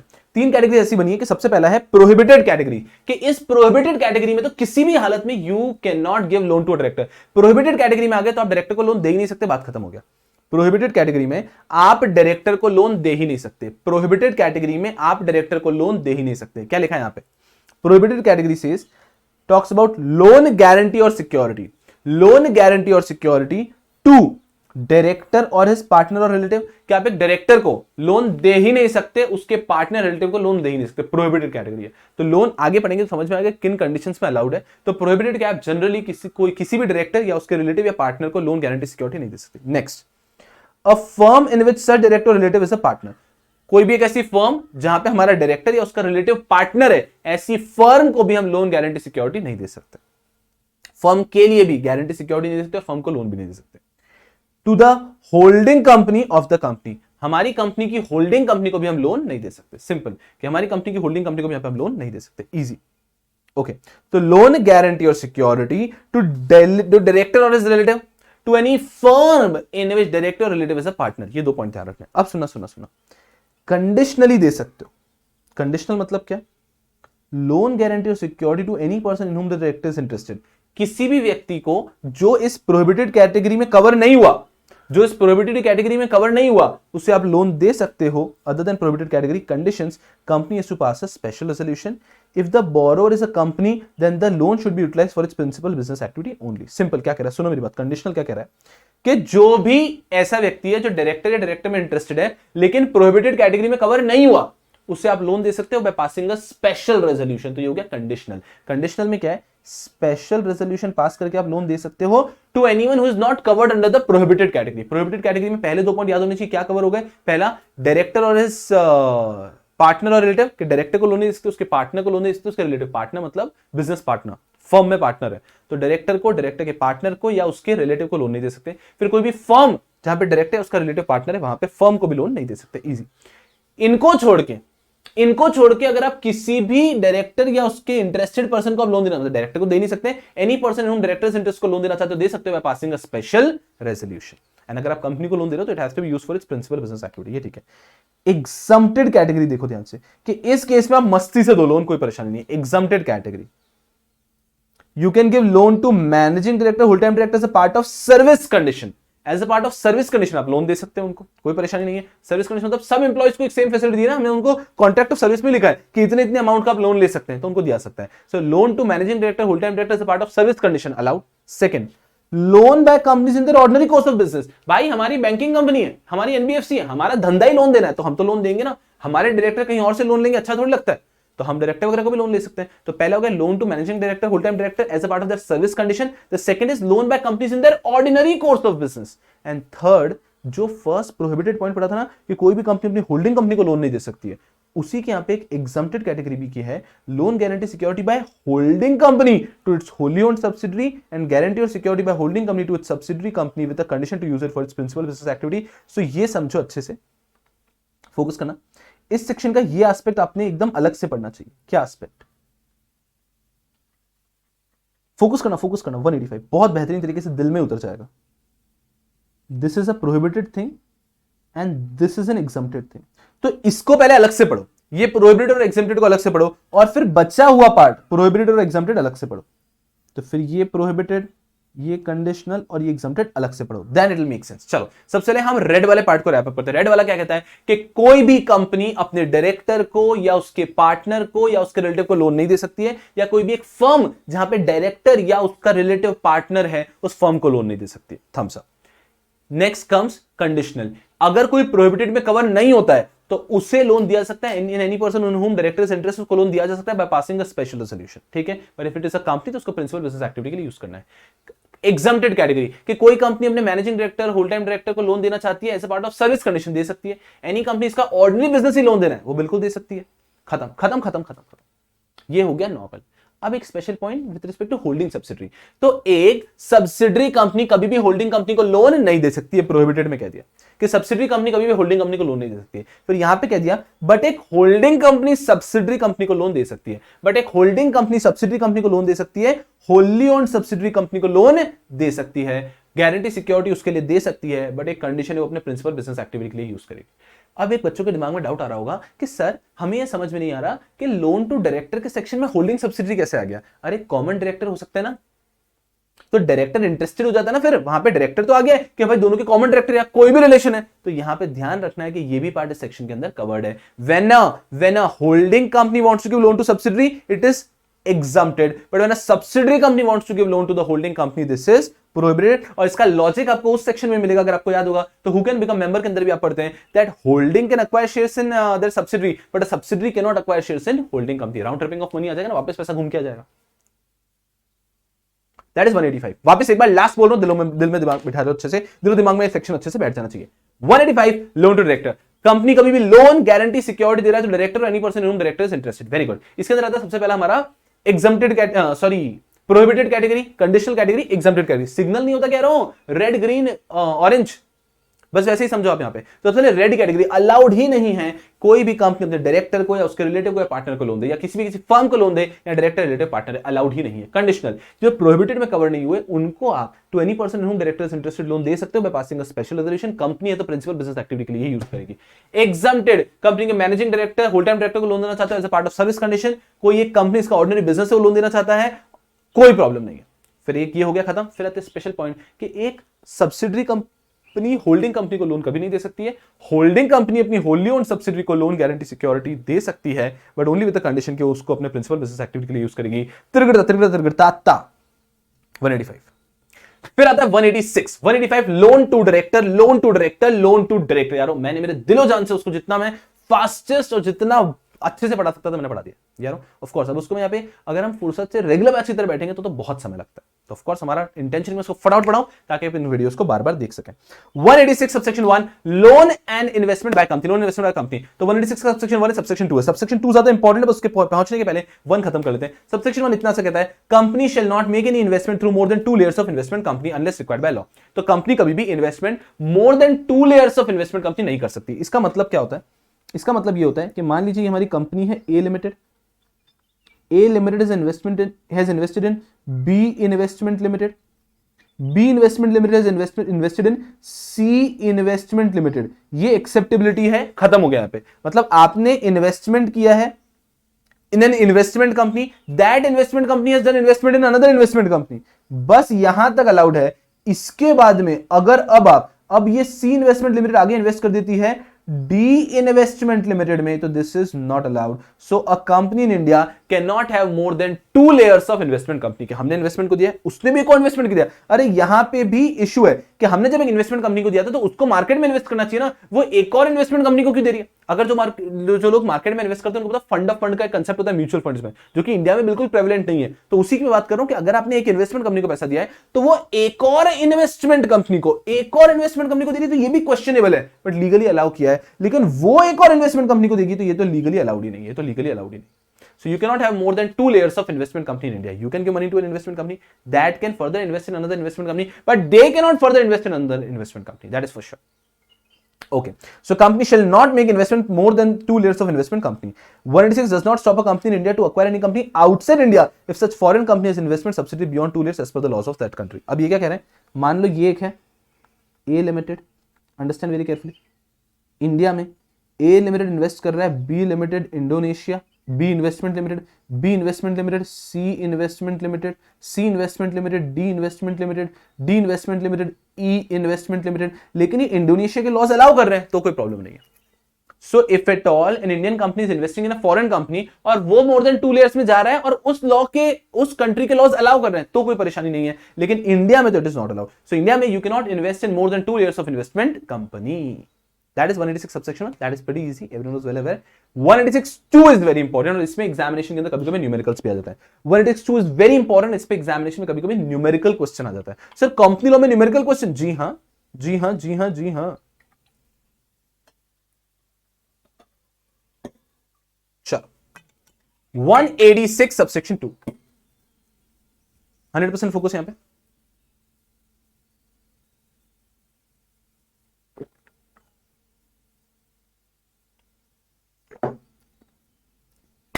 Loan and investment by company. Loan investment by company ये क्या cover करता है? जैसे कि हमने 185 में पढ़ा था, loan guarantee security by company to its director और any person in whom director is interested. ये सेक्शन आता है loan guarantee security and also investment.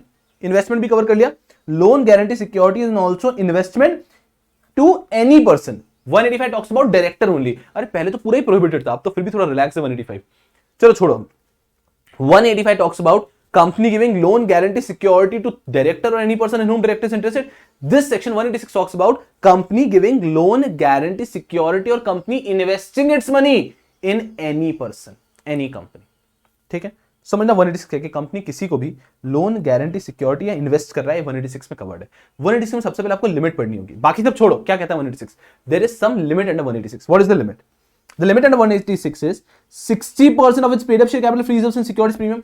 अपनी कंपनी का paid up capital free reserve securities premium का टोटल क्या उसका 60%. एक फिगर आ गया. या फिर 100% of its free reserves and securities premium, वहां पे भी एक फिगर आ गया. तो 60% लिमिट अंडर 186 पढ़ा. पहले लिमिट पढ़ लो तो सेक्शन समझ में आएगा.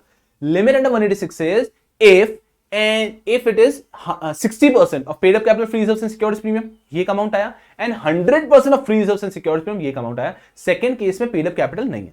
तो 60% of paid up capital free reserves and securities premium और 100% of paid up capital and free reserves, 100% of free reserves and securities premium, whichever is more is the limit under 186. तो 186 की limit कैसे calculate करोगे? आपको कोई भी company का दे दिया, मैंने कह दिया पेड अप कैपिटल है 10 करोड़, फ्री रिजर्व्स है 10 करोड़ और सिक्योरिटीज प्रीमियम है 10 करोड़. तो 10 प्लस 10 प्लस 10 30 करोड़ का 60% ले लिया आपने. ठीक है, तो 60% ऑफ 30 करोड़. और सेकंड क्या कहता है? 100% of free reserves and securities premium.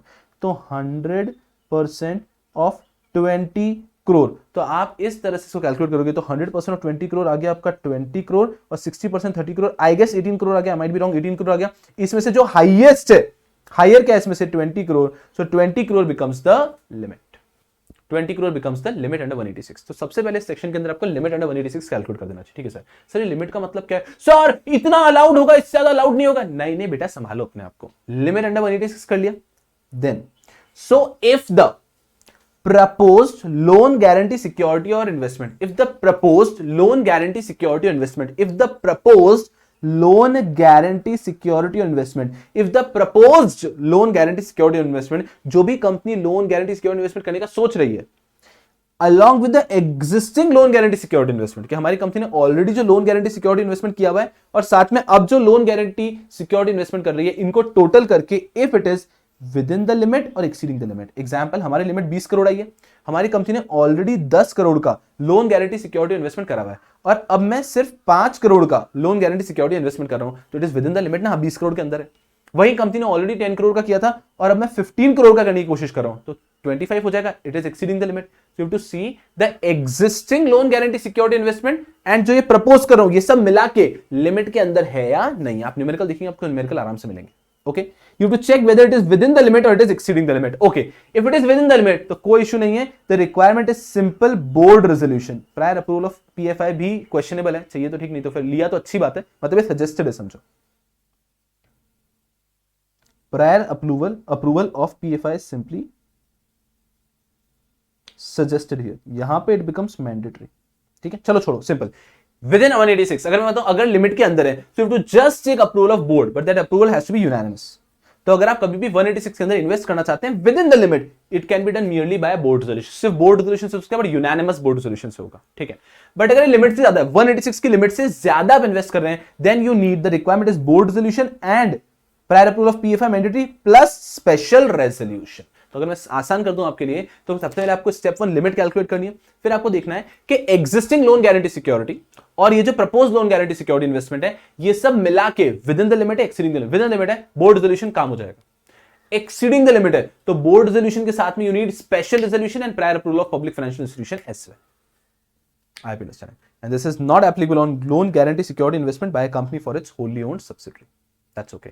186 is a super important section, but it's a very easy section. सबसे लिमिट कैलकुलेट कर लो, 60% of paid up capital free reserves and securities premium और 100% of free reserves and securities premium, whichever is higher. Limit आ गया। ये हमारा जो existing है और ये मिला के लिमिट के अंदर है क्या हम? अगर आप लिमिट के अंदर हैं तो यूनानिमस बोर्ड रेजोल्यूशन से आपका काम हो जाएगा, और अगर आप लिमिट के बाहर हैं, ज्यादा है, तो भी अलाउड है, आप कर सकते हैं, वो भी इन्वेस्टमेंट लोन गारंटी सिक्योरिटी दे सकते हैं, वहां पे भी कोई परेशानी नहीं है, लेकिन वहां पे you will need board resolution के साथ में special resolution, unanimous board resolution, special resolution, public financial institution का अप्रूवल अगर आपने कोई लोन ले रखा है उनसे तो।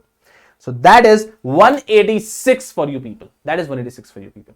Okay, so I guess you're understanding. Next comes 187. That is easy. 188 is nice. Then 187 is pretty comfortable, pretty easy. 187 investment of company to be held in its own name. तो कोई भी अगर कंपनी कोई भी इन्वेस्टमेंट करती है, कोई भी कंपनी अगर कोई भी इन्वेस्टमेंट करती है, तो they have to hold in its own name, मतलब बेनामी ट्रांजैक्शन नहीं कर सकते आप, एक एनोनिमस नाम पे प्रॉपर्टी को खरीद नहीं सकते। तो सिंपल है, अगर कंपनी ने कोई भी इन्वेस्टमेंट किया, it has to be held in its own name. So if at all the company is making investment in any property in any shares, तो it has to be held in its own name. So investment of the company to be held in its own name. अब इसका एक exception आता है कि एक case में आप खुद के नाम पे नहीं, दूसरों के नाम पे रजिस्टर कर सकते हैं। What then? आपने सुना होगा the concept of wholly owned subsidiary. Wholly owned subsidiary means what? When a holding company has all the shares of the subsidiary company. तो आपके दिमाग में एक डाउट आना चाहिए ना कि यार ऐसा कैसे हो सकता है that one entity can hold all the shares of the subsidiary company? A private company needs minimum 2 members, a public company needs minimum 7 members. So अगर मैं कहता हूं कि होली ओन्ड सब्सिडरी है, तो मतलब holding company is holding all the shares of subsidiary, how is it allowed under law?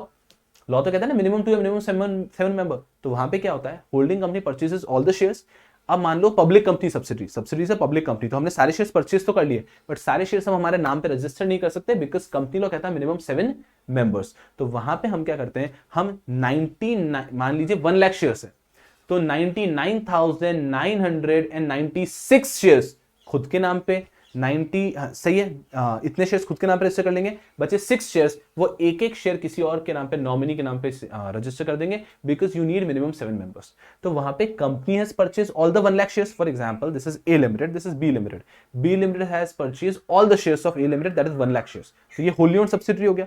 लेकिन 1 लाख के 1 लाख शेयर्स, ए लिमिटेड के जो 1 लाख शेयर्स बी लिमिटेड के नाम पे रजिस्टर नहीं कर सकते ना, क्योंकि मिनिमम 7 मेंबर्स चाहिए, पब्लिक कंपनी है। तो वो क्या करता है, 1 लाख में से 99,996 शेयर अपने नाम पर रजिस्टर कर लेता है बी लिमिटेड, और बचे हुए जो 6 शेयर, सॉरी 94 शेयर्स, इसीलिए I wanted to write down. फिर 1 2 3 4 5 6 6 शेयर ना किन्हीं भी 6 लोगों के नाम पे, जैसे कि A B C D E F, ऐसे 6 लोगों के नाम पे रजिस्टर कर लेता है, ये अलाउड है। So general rule is that whatever investment you're making, it has to be held in its own name, but it is allowed अगर आप minimum public shareholding के लिए, minimum number of members के लिए दूसरे लोगों के नाम पर रजिस्टर कर रहे हो, तो ये allowed है। देखो क्या लिखा है, all the investment made or held by a company in any property, security, other asset shall be made and held in its own name provided that the company may hold any shares in its subsidiary company in the name of any nominee or nominees of the company if it is necessary to do so to ensure the number of members of the subsidiary is not reduced below the statutory limit. तो भाई साहब यहां पे इस company ने तो सारे shares acquire किए थे, फिर भी ये दूसरों के नाम पर रजिस्टर कर रहे हैं, तो this is done only to ensure the minimum number of members, to that extent it is allowed. Otherwise intention समझो सेक्शन क्या है. सेक्शन का इंटेंशन है कि अगर कोई इन्वेस्टमेंट कंपनी ने किया है तो it has to be record in the name of the company. ये नहीं कि कंपनी ने, जैसे कि किंगफिशर ने कोई इन्वेस्टमेंट किया और उसको सिद्धार्थ मालिया के नाम पर रजिस्टर कर दिया, नॉट अलाउड. किंगफिशर का पैसा गया तो it has to be registered in the name of Kingfisher. So company ने कोई इन्वेस्टमेंट किया तो it has to be registered in the name of company, not promoter, director और any third person. So investment of company to be held in its own name 187. Investment of the company to be held in its own name. Now the beauty arrives. ये तो छोड़ो, इस पे आते हैं. Now the beauty arrives. Section 188. जैसे last line में दिया है बट फिर भी. Section 188, related party transaction. A beautiful section, one of the most favorite section of examiner. 100% focus here.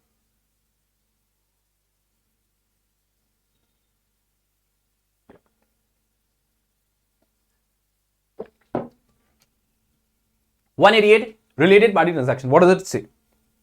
It says, सुना ध्यान से. सबसे पहले no requirement मतलब non applicability of related party transaction. 188 apply नहीं करता है कुछ सर्कमस्टेंसेस में, कुछ सर्कमस्टेंसेस में 188 अप्लाई नहीं करता. 100% फोकस करना, मैं कह रहा हूं कि पूरा सेक्शन दिल में बैठा दूंगा. 110% जस्ट फोकस हियर. सबसे पहले कुछ सर्कमस्टेंसेस के अंदर 188 अप्लाई नहीं करता है. 188 अप्लाई नहीं करता है. क्या है वो? Transactions entered in ordinary course of business at arms length price. Arms length price is the fair price, ठीक है ना. 2 गज जरूरी, 2 गज दूरी बहुत जरूरी. फोकस करना अच्छे से. Transaction entered in ordinary course of business at arms length price. Transaction entered in the ordinary course of business at arms length price. तो कोई एक कंपनी है, उसका बिजनेस है ऑफ सेलिंग लैपटॉप्स. उसने अपने रिश्तेदार को भी लैपटॉप बेचा. If at the market price, at a fair price, तो वहां पर रिलेटेड पार्टी ट्रांजैक्शन अप्लाई नहीं होता है. रिलेटेड पार्टी ट्रांजैक्शन का मतलब क्या है? सुनना पहले इसका थोड़ा सा base. 188 talks about related party transaction. When a company enters into a transaction with any one of its related party. Related party की पूरी डेफिनेशन दे रखी है. मैं डिस्कस भी करूंगा, बड़ी एंड में डिस्कस. एंड मतलब ये शीट के बाद में उस शीट पे आऊंगा, ठीक है ना. वरना आप क्या पूरा दिमाग यहीं लगा दोगे और यहां पे कुछ दिमाग नहीं लगाओगे, तो इस पे फोकस करोगे. तो रिलेटेड पार्टी का पर्पस क्या है कि कंपनी अगर कभी भी अपनी रिलेटेड पार्टी से डील करता है तो थोड़ा सा डर लगता है. किनको डर लगता है? किनका दिल धक धक कर रहा है? शेयर होल्डर का. क्योंकि पैसा तो शेयर होल्डर का लगा है ना. अब शेयर होल्डर के पैसे से अगर कंपनी के डायरेक्टर्स अपने पहचान वालों को फायदा करते रहेंगे तो कैसे चलेगा? एग्जाम्पल समझो. रिलायंस जो है ना, it's public company, of course public listed company. हम लोगों का पैसा भी लगा है, मतलब मैं अगर रिलायंस का शेयर होल्डर तो मेरा भी पैसा लगा है. और मान लीजिए रिलायंस के डायरेक्टर मुकेश अंबानी क्या कहते हैं, ए बेटी तेरे को कुछ लेना है क्या? रिलायंस डिजिटल में जाते को जो लेना ले ले, कुछ पैसे मत देना, बोल देना तेरे मेरा नाम दे लेना, कुछ पैसे मत देना, वहां से जो भी सामान लेना ले लेना. अगर वो वहां से कुछ भी सामान ले लेती है, नुकसान तो हमारा हो सकता है ना. If at all money is invested into Reliance digital also, if at all my money is invested into Reliance digital. भाई साहब कैसे डायरेक्टर अपने रिलेटेड पार्टी से अपने पहचान वालों को फ्री में ये दे रहे हैं, प्रोडक्ट्स दे रहे हैं. नुकसान तो शेयर होल्डर का भी हो रहा है. तो शेयर होल्डर का दिल धक धक करता है. तो छोटा एग्जांपल या बड़ा एग्जांपल हो सकता है ना, जब भी एक रिलेटेड पार्टी ट्रांजैक्शन एंटर होता है. तो लॉ ने क्या कह दिया, अगर कोई भी रिलेटेड पार्टी ट्रांजैक्शन करना है ना, तो यू टू पास इधर अ बोर्ड रेजोल्यूशन और एन ऑर्डिनरी रेजोल्यूशन. बट उन्होंने एग्जाम्पशन दिया कि अगर कोई transaction in its ordinary course of business at arms length price हो रहा है तो कोई जरूरत नहीं. अरे आप समझो, मान लीजिए किशोर बियानी साहब बिग बाजार के ओनर. किशोर बियानी साहब जो है ना, आप समझ लो बिग बाजार के ओनर है वो अभी भी. किशोर बियानी साहब की वाइफ अगर बिग बाजार जाके एक 10 किलो का आशीर्वाद आटा उठा के घर लेकर आती हैं, तो क्या वहां पे बोर्ड मीटिंग करेंगे बिग बाजार की? बोर्ड मीटिंग करो, उन्होंने खरीदा है भाई साहब एक 10 किलो का आटा, तो इसके लिए बोर्ड अप्रूवल लगेगा. अरे नहीं, ये बिग बाजार का ऑर्डिनरी कोर्स ऑफ बिजनेस है और उनकी वाइफ ने डिस्काउंट थोड़ी मांगा होगा कि हाँ भाई 240 रुपए ना, ये लो 240 रुपए. तो उन्होंने उसको फेयर वैल्यू पे लिया है. सो अगर एक बिजनेस अपने ऑर्डिनरी कोर्स ऑफ बिजनेस में और आर्म्स लेंथ प्राइस पे कर रहा है तो यहां पे कोई अप्रूवल की आवश्यकता नहीं है, तो भले ही वो डायरेक्टर के घर वाले खरीदें. So if there is any related party transaction 188 is not prohibited, it is regulated. समझना अच्छे से, 188 के अंदर रिलेटेड पार्टी ट्रांजैक्शन प्रोहिबिटेड नहीं, आप बिल्कुल रिलेटेड पार्टी ट्रांजैक्शंस कर सकते हो, allowed है, but it has to be with the due permission. Related party transactions are very well allowed, but it has to be with the due permission. That is the law.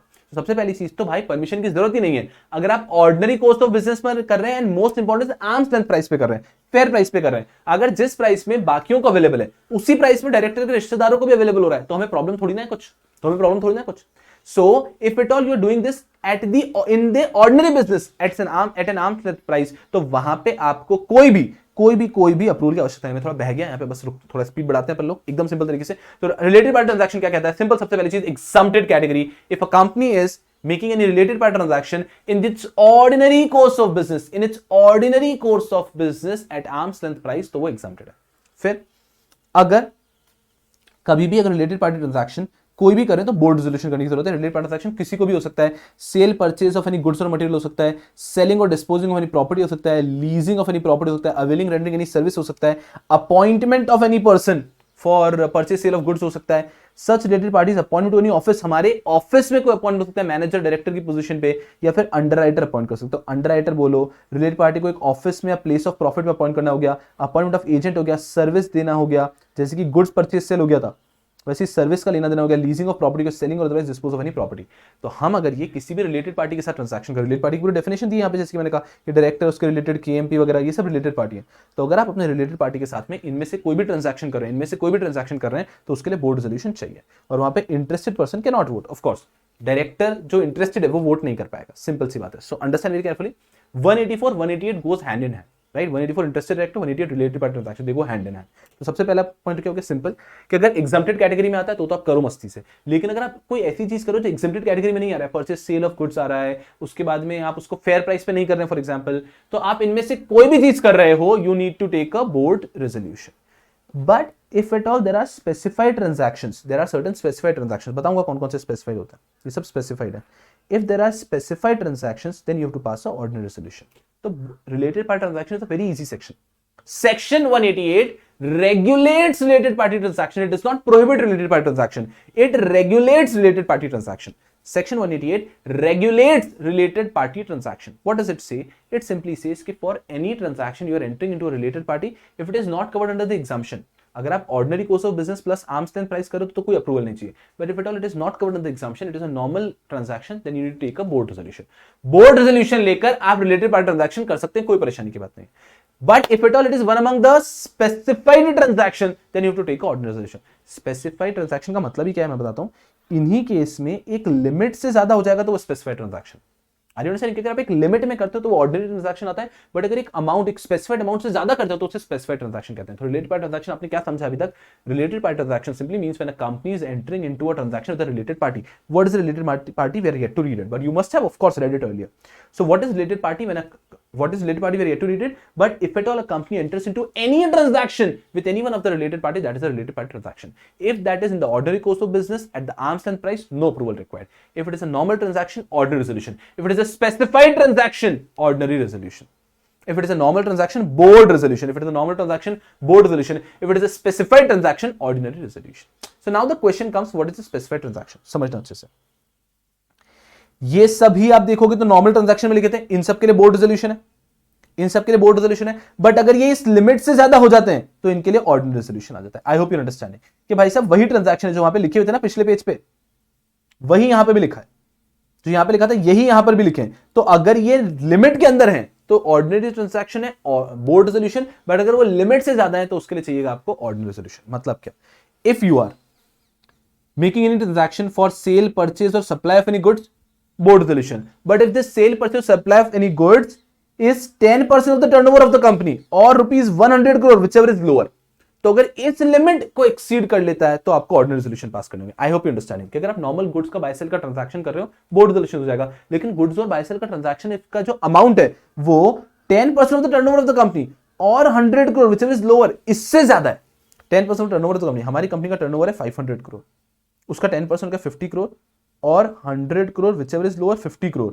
तो अगर 50 करोड़ से ज्यादा का आप गुड्स का cell और purchase करो तो आपको ऑर्डिनरी रेजोल्यूशन लेना होगा। Now I hope you understanding कि बोर्ड रेजोल्यूशन ऑर्डिनरी रेजोल्यूशन में क्या फर्क है। अगर लिमिट के अंदर है तो बोर्ड रेजोल्यूशन, लिमिट से ज्यादा है तो ordinary resolution. Amount of selling of, अगर आप प्रॉपर्टी बेच रहे हैं कितना, 10% of the net worth of the company और 100 करोड़ व्हिचएवर इज लोअर, 10% यहां पे क्या गया, नेटवर्थ आ गया। हाँ, बिजनेस गुड्स रिलेटेड और टर्नओवर का 10%, और अगर कंपनी की प्रॉपर्टी रिलेटेड 10% ऑफ नेटवर्थ है। इफ अमाउंट ऑफ लीजिंग, अब लीज हो रहा है तो लीजिंग यार इसको हम बिजनेस माने क्या माने, तो इसमें दोनों ले लिए, 10% और more of the net worth of the company और 10% of the turnover of the company और 100 करोड़ व्हिचएवर इज लोअर। फिर सर्विस के केस में यार थोड़ा सा इन्होंने अमाउंट को कम लिया है, if 10% turnover of the company और ₹50 crore whichever is lower. Service के केस में 100 की जगह 50 करोड़ कर दिया। Next is appointment of any officer place of profit, हमारी कंपनी के अंदर किसी भी व्यक्ति को अपॉइंट कर रहे हैं हम जो कि हमारा रिलेटेड पार्टी है, then if a monthly remuneration is exceeding 2.5 lakh rupees, अगर हम उसको 2.5 लाख से ज्यादा मंथली रेम्यूनरेशन पे रख रहे हैं तो ऑर्डिनरी रेजोल्यूशन, और अगर किसी को आप उससे कम 2 लाख 1 लाख 1.5 लाख 50,000 के मंथली रेम्यूनरेशन पे रख रहे हो तो you just need to pass a board resolution. Last is underwriter को अगर हम 1% ऑफ द नेटवर्थ से ज्यादा का रेम्यूनरेशन दे रहे हैं, अंडरराइटर का जो कमीशन है वो 1% ऑफ द नेटवर्थ से ज्यादा का हो रहा है तो ऑर्डिनरी रेजोल्यूशन, उससे कम है तो board resolution. I hope now it is very crystal clear in your mind कि there are certain transactions for which you need to pass a board resolution for entering into a related party transaction. There are certain transactions for which you need to pass an ordinary resolution for entering into a related party transaction. It all depends on the limit and the amount. अगर वो amount इससे कम है then you have to simply pass a board resolution. अगर amount इससे ज्यादा है तो you have to pass a ordinary resolution. और अगर वो exempted कैटेगरी में आ जाता है तो that तो of course तो कोई resolution ही पास नहीं करना। 188, मैं आपको क्या कह रहा हूं कि मैंने इतना समय दिया, जनरली मेरी स्पीड बहुत ज्यादा रखता हूं, यहां पे मैंने स्पीड कम करके बोला because you have to understand 188 so important for you.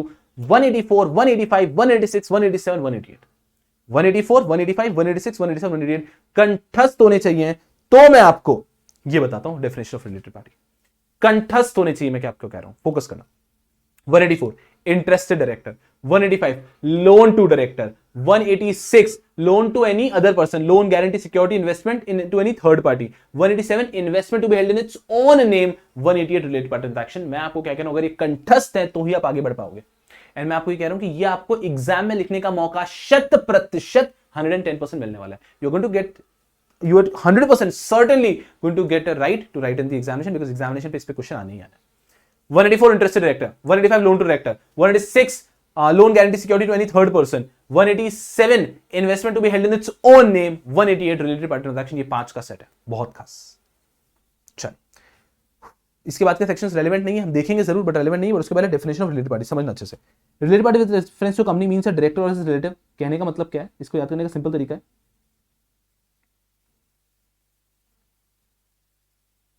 Company के डायरेक्टर और उसके रिलेटिव, ये रिलेटेड पार्टी हो गए। नेक्स्ट केएमपी और हिज रिलेटिव, तो सुना अभी मैंने क्या किया, डायरेक्टर और केएमपी एंड देयर रिलेटिव, तो कंपनी के डायरेक्टर, कंपनी के MP and their relative, these are related parties.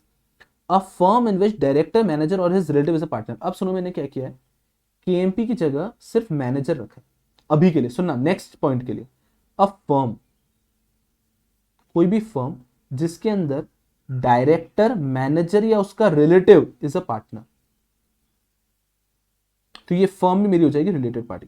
कोई भी ऐसी फर्म जिसमें मेरा director, not all the KMPs, director manager या उसका रिलेटिव इज अ पार्टनर, कोई भी ऐसी फर्म जिसके अंदर डायरेक्टर मैनेजर उसका रिलेटिव इज अ पार्टनर, तो वो फर्म हो जाएगी related party for the company.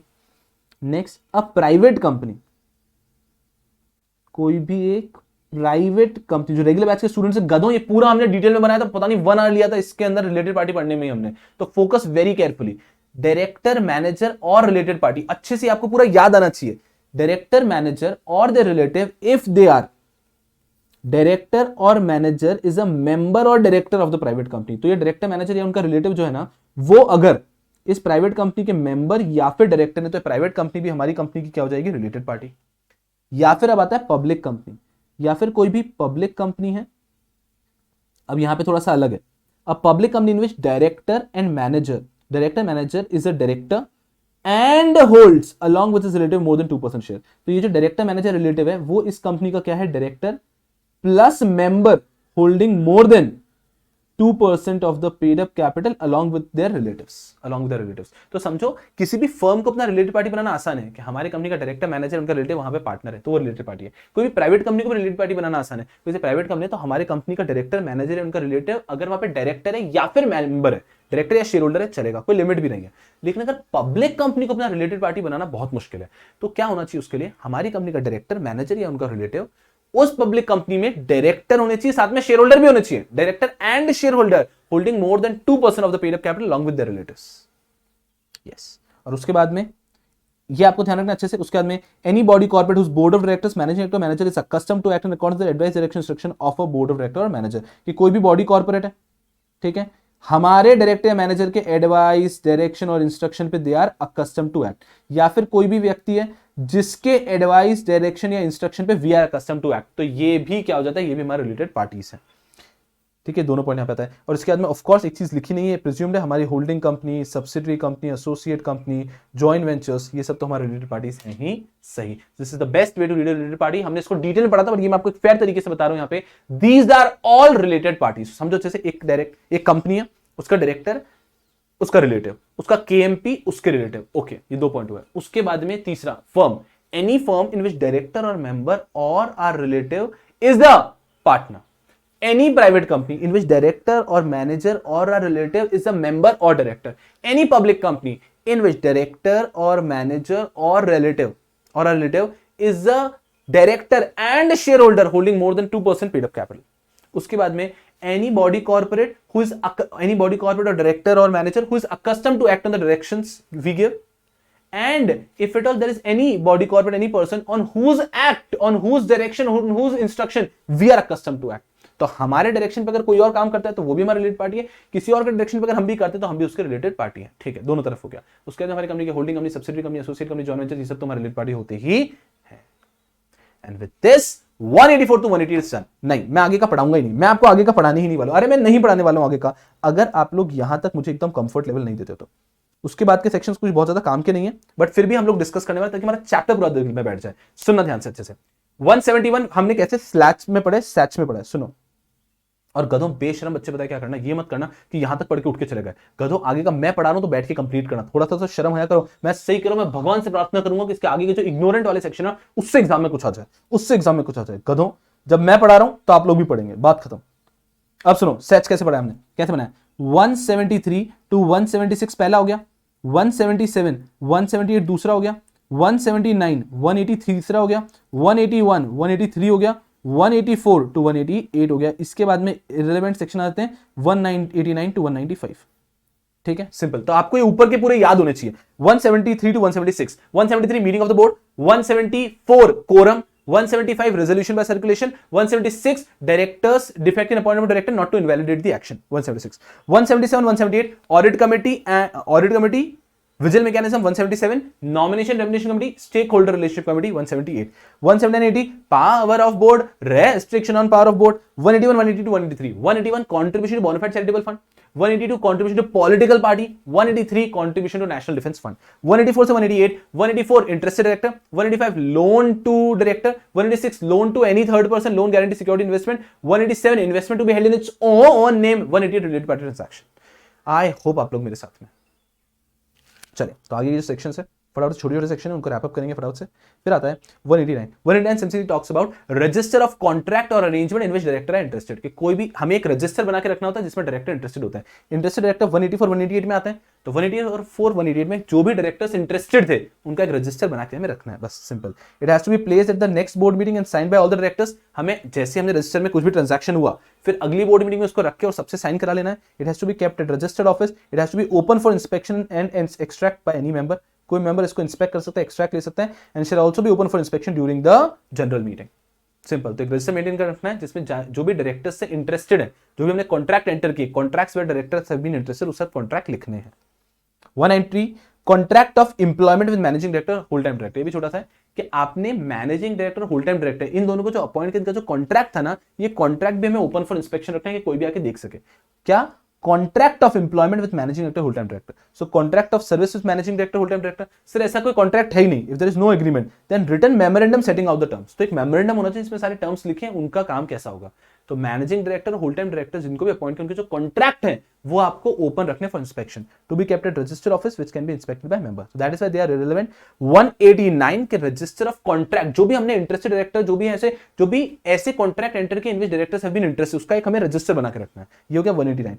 190 कहता है कि हमें जो डायरेक्टर को अपॉइंट किए थे हमने, होल टाइम डायरेक्टर और मैनेजिंग डायरेक्टर, इनका जो कॉन्ट्रैक्ट है अपॉइंटमेंट का, इनका जो पूरा टर्म्स का सर्विस का कॉन्ट्रैक्ट है, ये हमें रखना है ओपन फॉर इंस्पेक्शन, कोई भी आके मेंबर देख सकता है। फिर आता है 191। ये अच्छा सेक्शन है, मतलब ये आपके लिए इतना थोड़ा सा इग्नोरेंट सा सेक्शन है, उसको एक और सेक्शन से कंफ्यूज मत करना। ये क्या कह रहा है, payment to director for loss of office etcetera in connection with transfer of undertaking property और shares.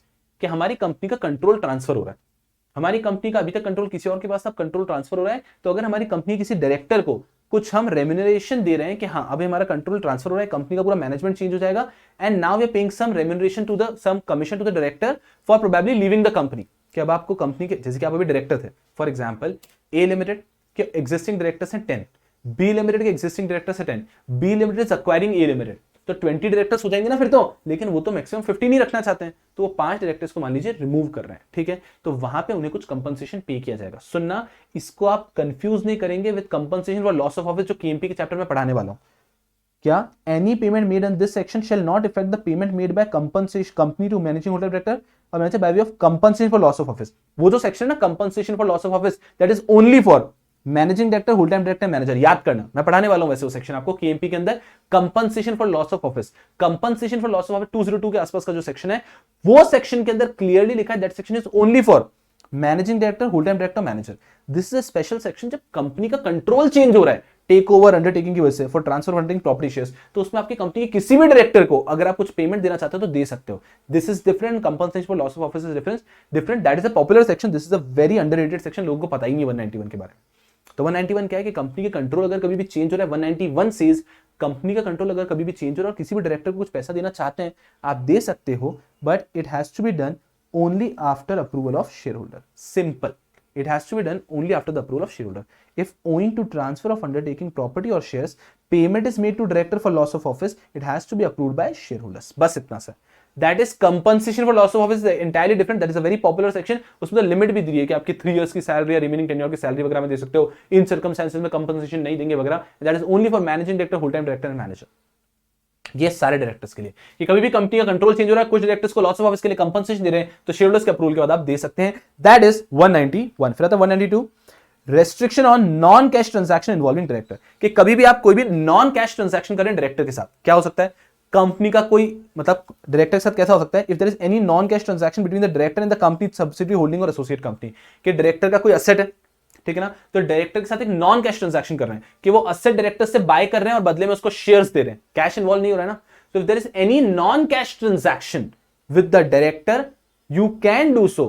The director can do any non-cash transaction with the companies, holding company, subsidiary company, associate company. It is all allowed, but it has to be done after the prior approval of by ordinary resolution. आपने ordinary resolution लेना है, shareholders का approval लेना है, और उसी के बाद में आप डायरेक्टर के साथ non-cash transaction कर सकते हो।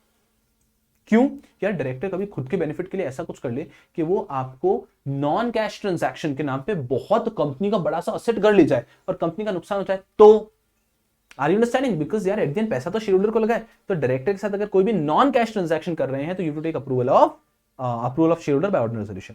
और अगर यहाँ पे होल्डिंग कंपनी इन्वॉल्व है, if holding company is involve then also obtain ordinary resolution of holding company, तो उनका भी लेना होता है। तो सिंपल है। वैसे अगर डायरेक्टर के साथ कभी भी नॉन कैश ट्रांजैक्शन कर रहे हो तो you to take an approval of share holders by ordinary resolution 192। फिर आता है आपका 193 लास्ट, कॉन्ट्रैक्ट बाय ओपीसी। ये क्या कहता है, इसका इस चैप्टर से कोई रिश्ता नाता नहीं है, बट अगर कभी भी one person company is entering into a contract with the sole member, as Shubham Suklecha started Shubham Suklecha OPC and Shubham Suklecha as an individual want to enter into a contract with Shubham Suklecha OPC, कर सकता है ना, separate legal entity तो है। तो if the OPC enters into a contract with its sole member, OPC is entering into a contract with its sole member, it shall enter into a written contract। या तो written contract होना चाहिए, या फिर terms of contract should be entered into MOA, या फिर it has to be recorded in minutes। ये rule है कि क्वेश्चन आ सकता है, बहुत साल पहले क्वेश्चन भी आया था, can OPC enter into a contract with its sole member? So the answer is yes, OPC can enter into a contract with its sole member. It is regulated under section 193(3)(3) ignorant sections। 193 के अंदर वो covered है that yes, OPC can enter into a transaction with its sole member, but it has to be either a written agreement or it has to be recorded in MOA or it has to be recorded in minutes। That is all about 193। 194, 195 omit हो चुके हैं, तो insider trading related section से they have been omitted, तो companies act से omit हो चुके हैं। तो अभी भी 193, 924 देखो तो हेडिंग दी है, बट सेक्शन उसके अंदर 196 से स्टार्ट होता है। कभी भी कोई सेक्शन को ओमिट किया तो उसको गायब करके ऐसे नहीं करेंगे, चलो फिर जो 196 था उसको 194 बना दो, उससे सारे सेक्शन हिल जाएंगे ना, तो ओमिट किया, उनको खाली रखा गया। So people, finally your efforts have paid off and here we are, chapter 12 170 to 195। मेरी आपसे उम्मीद है कि आपको ये वैसे ही याद होगा विदाउट मेमोरी टेक्निक, बट फिर भी सुनो 173 से लेके 189। इसके आगे के जना तो यहां पे आपको कोई सेक्शन नंबर याद करने की आवश्यकता नहीं, ये आपने कंटेंट पढ़ लिया, ये भी आपके लिए इनफ है, ठीक है। किसी को बहुत मस्ती तो कर सकता है, but I would not unnecessary waste your time doing this, because कैसा है, जितने ज्यादा सेक्शन याद रहता है उतना हमारा होल्ड भी कम होता रहता है, ठीक है। तो कोशिश करने के भाई जितने याद करना है बेहतरीन तरीके से करना है। उसके बाद में 180 से 182 के लिए कोई मेमोरी टेक्निक नहीं दूंगा, क्योंकि अगर कोई व्यक्ति को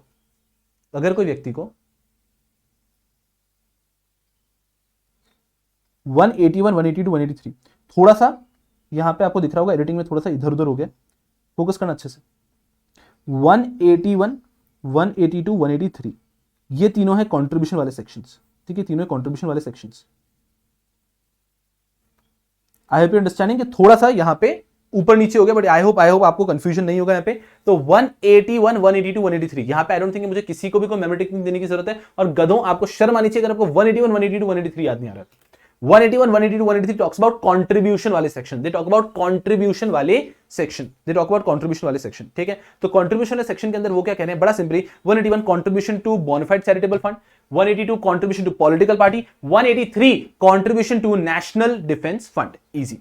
उसके अंदर 184 से लेके 188 तक तो आपको आप मांग ही मत देना मुझसे मेमोरी टेक्निक। 184 से 180 या 184 इंटरेस्ट, अरे ये इतने इंपॉर्टेंट कि अगर आपको 50 बार भी लिख के याद करना पड़े तो याद करो, बिकॉज ये एग्जाम के अंदर आएंगे ही आएंगे। 184 interest director, 185 loan to director, 186 loan to any loan investment loan guarantee security investment to any third party, 187 investment to be held in its own name and 188 is related party transaction. अगर आपको 181 to 188 में परेशानी आ रही, मैं आपको अभी भी कह रहा हूं रफ कॉपी लेना लेक्चर के बाद, 181 टू 188 50 बार लिख लेना, ठीक है। और मुझे तो ऐसा लगता है कि 173 से लेके 180 तक भी आपको जरूरत नहीं है, बट फिर भी एक मेमोरी टेक्निक बनाई, एक बार बिना मेमोरी टेक्निक के देखते हैं। 173, 174, 175, 176 easy sections. 173 meeting of the board, 174 quorum, 175 resolution by circulation, 176 appoint defect in appointment of director not to invalidate the action. फिर आता है 177, 178 audit committee, nomination remuneration committee, 179 power of board of directors, 180 restriction of power of the board. यहां पे memory technique बनी हुई है सिर्फ 173 से लेके 179 तक, ठीक है। 180 भी आपको ध्यान रखना है, तो 179 याद आ गया कि पावर ऑफ द बोर्ड, तो सुनना आर जो है ना that is restriction of power of the board. थोड़ा सा मैंने आपको बताया थोड़ा सा ऊपर नीचे हो गया इसलिए परेशानी हो गई, आई गेस यहां पे करते हैं, चीजें आपके लिए बहुत आसान होगी। चलो यहां पे आ जाओ, ये आपको जो एक प्रैक्टिस शीट मैंने दी हुई है ना उसके अंदर आ जाते हैं। चलो तो मेमोरी टेक्निक क्या है, मेमोरी टेक्निक ये है कि भाई साहब हमने पूछा चांद से, नहीं कहता हूं, इधर ध्यान दो, हमने पूछा पकिया से कि पकिया सबसे ज्यादा विश्वास किस पे करते हो। हमने पूछा पकिया से कि पकिया सबसे ज्यादा विश्वास किस पे करते हो। पकिया बोला कि मैं सबसे ज्यादा विश्वास करता हूं, मुझे सबसे ज्यादा विश्वास किस पर है पकिया आपको। वो बोला मुझे कुरान पर है, मुझे कुरान पर है, मुझे कुरान पर है, मुझे कुरान पर है, मुझे कुरान पर है। बहुत ही अच्छी बात है, बहुत ही पाक विचार है इनके। तो सबसे ज्यादा विश्वास करते हैं पकिया कुरान पे, मुझे कुरान पे है, मुझे कुरान पे है, मुझे M meeting of the board, Q quorum, R resolution by circulation, A appointment of director not to invalidate the action taken, A audit committee, nomination remuneration committee, P power of board, R restriction on power of the board. सुनो इधर आ जाओ, चलो memory technique. सवाल ये हो रहा है कि भाई साहब पकिया आपको सबसे ज्यादा विश्वास किस पे, सबसे ज्यादा विश्वास किस पे है। मुझे कुरान पे है, मुझे कुरान पर है, मुझे कुरान पर है, मुझे कुरान पर है, मुझे कुरान पर है। क्या लिखना, मुझे कुरान पर है। गधों एकदम स्पेलिंग नहीं, एकदम सिंपल तरीके से हमारी मेमोरी टेक्निक है, तो बेस्ट तरीके से इसको बनाने की कोशिश करते हैं। तो एकदम कोई दिल पे नहीं लेगा, एकदम लाइटर नोट पे लो, जिस तरह से वर्ड्स बनते हैं उस तरह से मैं स्पेलिंग ले रहा हूं, ठीक है। तो टेक इट इजी, मुझे कुरान पर सबसे ज्यादा विश्वास है, ठीक है, बहुत बढ़िया। M for meeting of director, Q for quorum, R for R बोलते हो resolution by circulation, A action taken by director will not be invalidated, defect in appointment of director not to invalidate the action taken, 177 audit committee, nomination remuneration committee, power of board, restriction on power of the board, ठीक है। इसके बाद sir 181, 182, 183 contribution to bona fide charitable fund, contribution to political party, contribution to national defence fund, 184 interested director, 185 loan to director, 186 loan to third party, 187 investment to be held in its own name, 188 related party transaction. मैं आपको क्या कह रहा हूं, ये वाला जो आपका प्रैक्टिस शीट है ना, इस प्रैक्टिस शीट को लो भाई साहब। मैंने पहले भी आपको कहा कि इनको भाई इतनी बार इनके 10-10 प्रिंट करा के लिखो, और जो आपने पहले हमारे पूरे सेक्शंस हो चुके हैं उनको भी बार बार लिखो, सो दैट आपके दिलो दिमाग में पूरा कंठस्थ रहेगा। आज के सेशन में I ensure that my speed is really good and I don't focus much on explanation here because we have already explain, मतलब we have discussed everything at length earlier, right? So the intention here is just to ensure कि आपको section series एक extra edge मिल पाए examination के अंदर.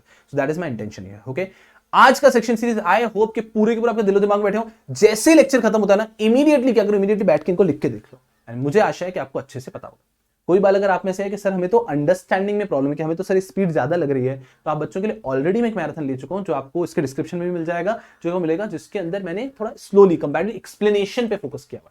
तो किस बच्चों को लगता है कि हाँ सर हमें तो थोड़ा सा स्लो चाहिए, कि हमें और डेप्थ में कोई चीज को देखना है, तो वो देख सकते हैं. यहाँ पे the intention is an extra edge, कि भाई साहब जो बच्चों की पढ़ाई एक बार अच्छे से हो चुकी है, पढ़ाई एक बार हमें रेगुलर कंटेंट हम पढ़ रहे हैं, ये कि एक्स्ट्रा एज हमें लेना है कि भाई साहब हम कैसे बेटर मार्क्स स्कोर कर सकते हैं. This is an extra edge for those kids. I hope you really loving the sessions and I hope these are really being fruitful for you. Okay, I'll see you people with KMP ka session, KMP ka sections in the next session. Thank you so much for your love and I'll see you people soon. Bye bye.